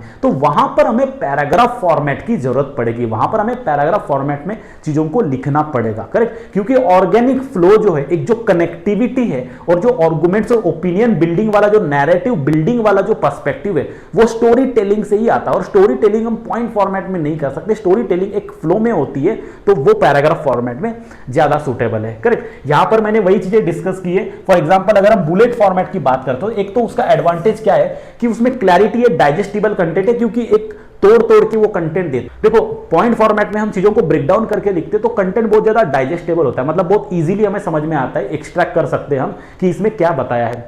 लेकिन एट द सेम टाइम वहां पर टाइम इफिशियंसी, क्योंकि हमको चीजों को पूरा डिटेल एक्सप्लेन नहीं करना है, हमको बस टच एंड गो करना है, एक पॉइंट हो गया, दूसरा पॉइंट हो गया, तीसरा पॉइंट हो गया, तो टाइम इफिशियंट होता है वो अप्रोच। और तीसरी बात कि ये इस तरीके के क्वेश्चन जहां पर कंपैरिजन करना है या फिर जहां पर मल्टीपल डायमेंशंस लिखने हैं, उस तरीके के क्वेश्चन के लिए ये सूटेबल होता है पॉइंट फॉर्मेट। लेकिन इसके लिमिटेशन क्या है कि यहां पर एनालिटिकल डेप्थ नहीं आ पाती है, पॉइंट फॉर्मेट में एनालिटिकल डेप्थ नहीं आ पाती है। और फिर ये इस तरीके के क्वेश्चन जहां पर critical analysis, discussion, comment, illustrate, इस तरीके के जो डिमांडिंग क्वेश्चन है, जहां पर बेसिकली एनालिसिस हमें प्रोवाइड करना है, उस तरीके के क्वेश्चन के लिए ये फिर आइडियल नहीं है ये वाला फॉर्मेट। तो यहां पर व्हेन टू यूज, हमें इसको कब यूज करना है। अगर हमारा शॉर्ट आंसर है, जैसे 10 मार्कर है और थोड़ा सा फैक्चुअल और डेटा बेस्ड अगर आंसर है, तो वहां पर हम यूज कर सकते हैं। कंपेयर एंड कॉन्ट्रास्ट वाले आंसर में, जैसे नॉर्मेटिव और एम्पेरिकल के बीच क्या डिफरेंस है, तो ये कंपेयर असेसमेंट अगर हमें करना है, कंपेरेटिव असेसमेंट, तो वहां पर हमें लिख सकते हैं। अगर हमारी ऐसी प्रॉब्लम हो गई कि हमारे पास टाइम कम पड़ रहा है और हम पूरा डिटेल में एक्सप्लेन नहीं कर सकते, तो वहां पर, क्योंकि नॉट बिकॉज की क्वेश्चन की डिमांड है, बट बिकॉज की हमारे पास समय की कमी है, मतलब 2 क्वेश्चन बचे हुए और सिर्फ 10 मिनट बचे हैं, हमें 2 क्वेश्चन हमें 10 मिनट में करना है, तो हम फटाफट पॉइंट फॉर्मेट लिख के हम छोड़ देंगे, करेक्ट। तो उस केस में भी हम पॉइंट फॉर्मेट का यूज कर सकते हैं। और बाकी क्वेश्चन अगर फैक्चुअल है, पॉलिसी ओरिएंटेड है, इस तरीके के क्वेश्चन है, तो वहां पर हम पॉइंट फॉर्मेट का जो बुलेट फॉर्मेट का जो यूज है वो कर सकते हैं। उसके बाद अगर हम पैराग्राफ फॉर्मेट की बात करें, तो क्योंकि मैंने पहले ही बताया कि पैराग्राफ फॉर्मेट जो है वो पीएसआर के आंसर्स के लिए ज्यादा सूटेबल है, वो इसलिए है क्योंकि देखो पैराग्राफ फॉर्मेट में बेनिफिट ये है कि पैराग्राफ में हम लॉजिकल प्रोग्रेशन ऑफ आइडियाज कर सकते हैं, हम आइडियाज को लॉजिकली एक के बाद दूसरी, दूसरी के बाद तीसरी, इस तरीके से उसको एक सीक्वेंस में हम आगे प्रोग्रेस कर सकते हैं, लेके जा सकते हैं, जहां से हम कोहेरेंस और जो फ्लो है वो मेंटेन कर सकते हैं पैराग्राफ फॉर्मेट में। Secondly analytical depth, analytical depth हमारे पैराग्राफ फॉर्मेट में ही आती है, क्योंकि इसके वजह से पैराग्राफ फॉर्मेट जो है हमें एनेबल करता है कि हम डिटेल में एक्सप्लेन करें और हम क्रिटिकल लेवल पर उसको एनालाइज करें। एट द सेम टाइम हम नैरेटिव स्ट्रेंथ जो है उसकी बिल्ड कर सकते हैं हमारे पैराग्राफ फॉर्मेट में, करेक्ट। और हमारे जो आंसर में जो डेप्थ है वो भी हमें पैराग्राफ फॉर्मेट से ही आ जाती है, करेक्ट। इसके भी कुछ थोड़े बहुत लिमिटेशंस है, वो क्या है वो समझते हैं। देखो एक तो ये टाइम इंटेंसिव है, ये काफी ज्यादा टाइम इंटेंसिव, क्योंकि पैराग्राफ फॉर्मेट में आंसर लिखना is basically a kind of story telling, narrative building, critical assessment, तो इसमें थोड़ा सा टाइम इंटेंस है, इसमें कंटेंट थोड़ा सा डेंस हो जाता है, क्योंकि पॉइंट फॉर्मेट में एक एक चीज बहुत सेपरेटली दिखती है, पैराग्राफ में वो ढूंढनी पड़ती है कि अच्छा ये पॉइंट कहां पर है, तो ये इसमें बीच में 3rd लाइन में लिखा हुआ है, तो ये थोड़ा सा ढूंढना पड़ता है। और एक इंपॉर्टेंट चीज कि पैराग्राफ आंसर राइटिंग करते वक्त बच्चे बहुत लंबे लंबे पैराग्राफ लिखते हैं, मतलब 7-7 8-8 लाइन का एक पैराग्राफ होता है। इतने लंबे पैराग्राफ, इतने लेंदी पैराग्राफ नहीं होना चाहिए, क्योंकि इससे पॉइंट को समझ पाना बहुत मुश्किल हो जाता है। करेक्ट। तो मेरे हिसाब से देखो 3 से 4 लाइन का एक पैराग्राफ ज्यादा सूटेबल है, उससे ज्यादा मतलब 5-6 लाइन का 7 लाइन का लिखना is not a viable option, is not a viable solution. Then also risk of over writing, मतलब क्योंकि पैराग्राफ में हम एक्सप्लेन कर रहे होते हैं, स्टोरी टेलिंग कर रहे होते हैं, तो कहीं ना कहीं चांसेस है कि हम ओवर राइट कर दे चीजों को, क्योंकि एक्सप्लेनेशन करने के चक्कर में हम थोड़ा सा अननेसेसरी एक्स्ट्रा स्टफ्स लिख के आ जाए, ये पॉसिबिलिटी है। तो इन सब चीजों को हमें अवॉइड करना है। तो यहां पर कहीं ना कहीं हम हाइब्रिड अप्रोच यूज कर सकते हैं, मतलब हम बुलेट पॉइंट भी यूज करें जहां पर जरूरत हो, जहां पर फैक्चुअल एस्पेक्ट से डील कर रहे हैं तो वहां पर हम बुलेट पॉइंट्स का यूज कर सकते हैं। एट द सेम टाइम जहां पर हम एनालिसिस कर रहे हैं, जहां पर हमें एनालिटिकल डेप्थ चाहिए, एनालिसिस कर रहे हैं, असेसमेंट कर रहे हैं, वहां पर हम पैराग्राफ फॉर्मेट भी यूज कर सकते हैं। So in a way we can use the hybrid approach. Then उसके बाद और एक इंपॉर्टेंट क्वेश्चन जो पूछते हैं कि सर अंडरलाइन करना कितना जरूरी है और हम ये कैसे समझे, how to understand that where to underline, हमें क्या अंडरलाइन करना है क्या नहीं करना है। देखो आंसर राइटिंग में प्रेजेंटेशन एक बहुत ही इंपॉर्टेंट एस्पेक्ट है, और पीएसआर के आंसर राइटिंग में हमें प्रेजेंटेशन काफी ज्यादा जरूरी है, काफी ज्यादा इंपॉर्टेंट है, क्योंकि इसका लॉजिक ये है, प्रेजेंटेशन का मतलब ये कि हमें हमारे आर्गुमेंट्स को, हमारे आइडियाज को इस तरीके से प्रेजेंट करना है कि जो रीडर है उसका अटेंशन हम कैच कर सके। करेक्ट, हमें उसका अटेंशन कैच करना है। तो अब अटेंशन कैच करना है, आइडियल अगर हम समझने की कोशिश करें तो बिल्कुल भी हमें पता नहीं है कि किस तरीके से लोग इवैल्यूएट करते हैं, किस तरीके से जो है रिव्यूअर जो है यूपीएससी में वो किस तरीके से चेक करते हैं हमें नहीं पता, बट हम एज्यूम करते हैं कि उनके पास मल्टीपल कॉपीज है, एक कॉपी में लगभग देखो 28 क्वेश्चंस का आंसर लिखे हुए हैं। करेक्ट, 28 से 30 जो भी है वो लिखे हुए हैं। अब एक पर्सन के पास कम से कम 50 से 51 पेजेस की एक बुकलेट है एक कैंडिडेट की, इस तरीके से उसके पास मल्टीपल कैंडिडेट्स की है, लेकिन क्वेश्चंस तो सेम ही है। अब एक ही पर्सन एक ही क्वेश्चन के मल्टीपल लोगों से डिफरेंट आंसर, किसी की हैंडराइटिंग नहीं समझ में आ रही है, किसी का कुछ और प्रॉब्लम है, तो ऐसे सिनारों में जरूरी नहीं है, या फिर हम इस बात को लेकर बिल्कुल कॉन्फिडेंट नहीं हो सकते कि हमारा हर आंसर का वर्ड टू वर्ड पढ़ा गया है।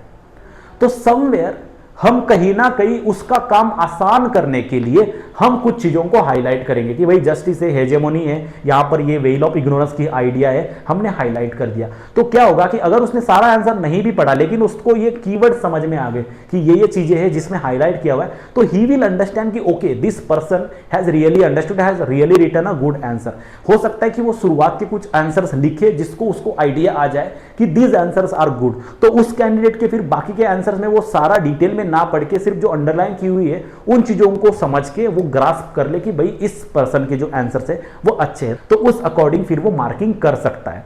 तो इसीलिए अंडरलाइनिंग जो है वो बहुत इंपॉर्टेंट, इससे थोड़ा जो लुक वाइज जो अपील है वो भी इंप्रूव होता है, थोड़ा सा आंसर बेटर लगता है, और अंडरलाइन करने से हम अटेंशन भी जो है वो कैच कर सकते हैं, जहां पर हम उसको फोकस करवाना चाह रहे हैं वहां पर हम उसका फोकस करवा सकते हैं। तो देखो यहां पर कब कब हमें अंडरलाइन करना चाहिए ये समझ लेते हैं। देखो कुछ कीवर्ड्स होते हैं, क्वेश्चन से ही कुछ कीवर्ड्स होते हैं, जैसे कि जस्टिस है या फिर हेजेमोनी है, इसके ऊपर क्वेश्चन है, नॉन अलाइनमेंट के ऊपर क्वेश्चन है, तो यहां पर जो क्वेश्चन के जो वर्ड्स है वो आंसर में लिखते वक्त हम अंडरलाइन कर सकते हैं, not all the time but sometimes हम उसको कर सकते हैं। देन कुछ इंपॉर्टेंट आइडियाज है, जैसे थिंकर्स के नाम है या फिर इंपॉर्टेंट थेरीज है, जैसे जॉन रॉल्स थिंकर का नाम है उसको हमने हाईलाइट कर दिया, जैसे इंपॉर्टेंट आइडिया है या थेरी है, वेल ऑफ इग्नोरेंस है, इसको हमने आइडेंटिफाई करके हमने इसको अंडरलाइन कर दिया।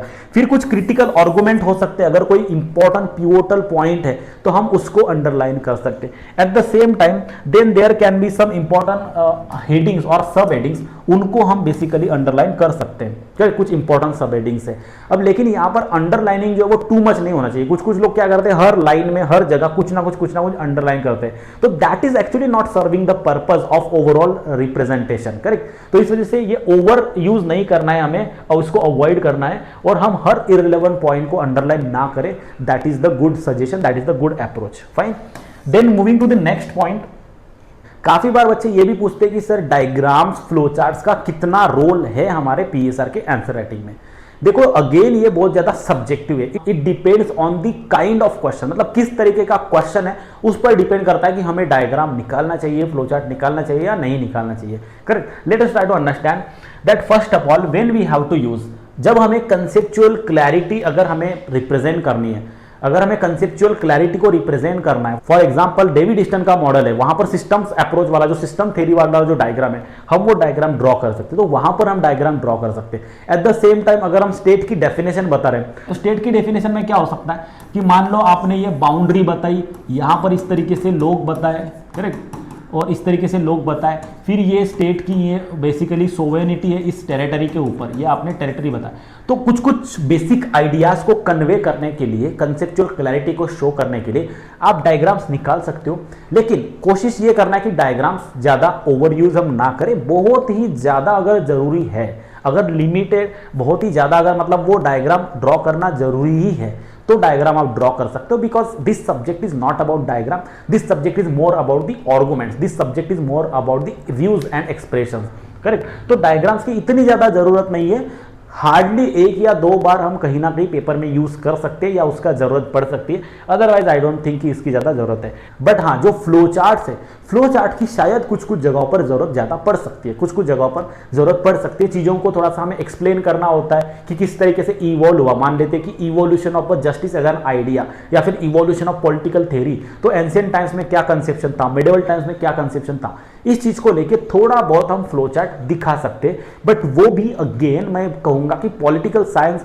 ये डायग्राम और फ्लो चार्ट वाला सब्जेक्ट नहीं है, या फिर इसमें इतनी ज्यादा उसकी जरूरत नहीं है। थोड़ा बहुत लिमिटेड यूज आप कर सकते हो आपकी क्रिएटिविटी और इनोवेटिवनेस दिखाने के लिए, but otherwise it is not much relevant thing. अब देखो यहां पर और एक इंपॉर्टेंट चीज हमें समझनी है कि स्कॉलर्स का यूज कब कब करना है, कितना करना है। वैसे देखो I will try to make a separate video on how to use scholars with examples, वो हम करने की कोशिश करेंगे। बट यहां पर देखो अगर क्वेश्चन में रिलेवेंट है, ठीक है, जहां पर रिलेवेंट है, फॉर एग्जाम्पल अगर हम इंडिविजुअल लिबर्टी की बात कर रहे हैं, राइट टू प्रॉपर्टी की बात करें, तो वहां पर जॉन लॉक रिलेवेंट है, तो वहां पर हम जॉन लॉक को मेंशन कर सकते हैं, स्कॉलर या फिर उनका जो कोट है, वो जो भी कोट उन्होंने बताया है, वो कोट अगर इस कॉन्टेक्स्ट से और इस कंटेंट से रिलेवेंट है तो वहां पर यूज करना है, जस्ट बिकॉज किसी ने कह दिया।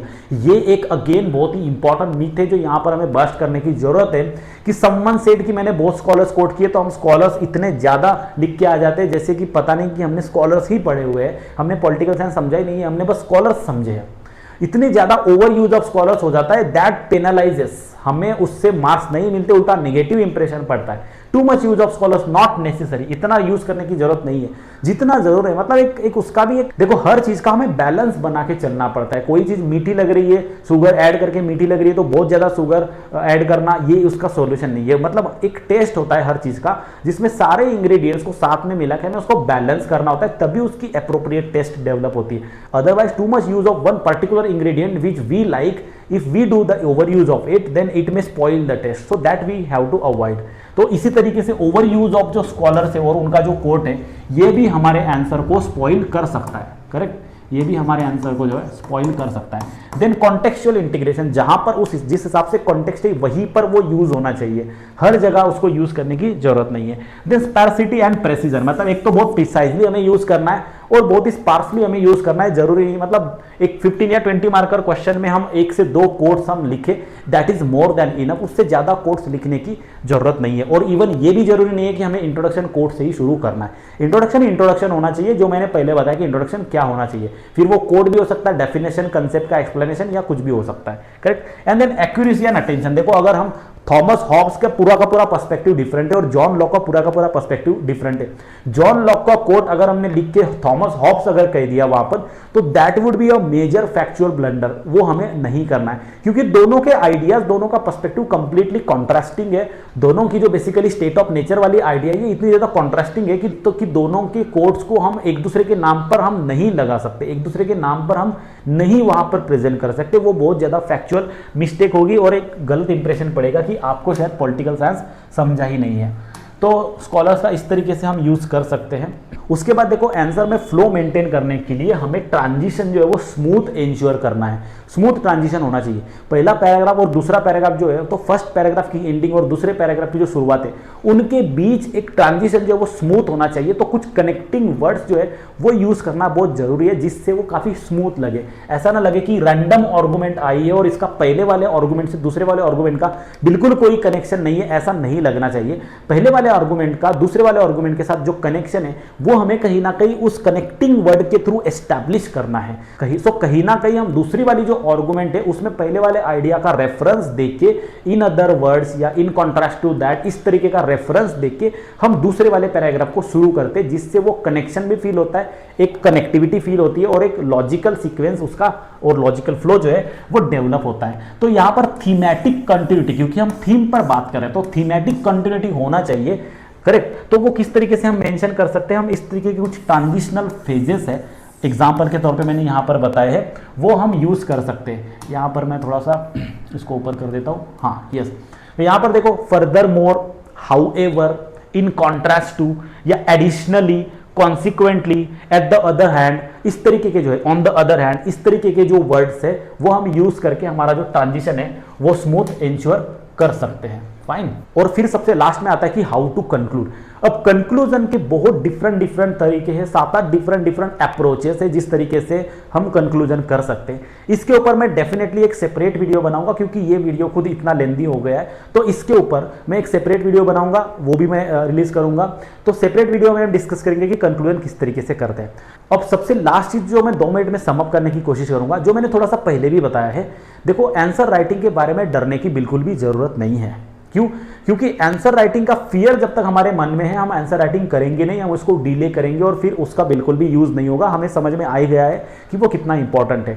तो आप बीट बाय बीट अप्रोच, एक एक चैप्टर के 2-2 क्वेश्चन, एक क्वेश्चन, थोड़े सिंपल वाले क्वेश्चन, 10-10 मार्क के क्वेश्चन लेके आप उसके ऊपर लिखिए, आप रिव्यू करने की कोशिश करिए, फिर दोबारा से लिखिए। इस तरीके से आप बीट बाय बीट अप्रोच से अपना कॉन्फिडेंस बिल्ड करके इससे रिलेटेड जो फियर है, फियर ऑफ आंसर राइटिंग जो है वो दूर करिए। इसके बिना अपना काम नहीं होगा। This is a very very important thing. So आज की इस वीडियो में हमने जितनी पॉसिबल चीजें हो सकती थी वो डिस्कस करने की कोशिश की। मैंने अपने एंड से मैक्सिमम चीजें डिस्कस करने की कोशिश की है और आई होप कि आपको ये वीडियो हेल्पफुल लगा हो। अगर आपको ये वीडियो हेल्पफुल लग रहा है तो आप अपने दोस्तों के साथ भी ये शेयर करिए जिनका PSR ऑप्शनल से, वहां पर कमेंट में आप मुझे ये बताइए कि आप कौन से और टॉपिक पर वीडियो चाहते, कौन से और टॉपिक पर चाहते कि मैं आपको अपने जो इनसाइट्स है वो प्रोवाइड करूं। और thank you very much for being patient and listening to the entire video. Thank you very much again and see you in the next video.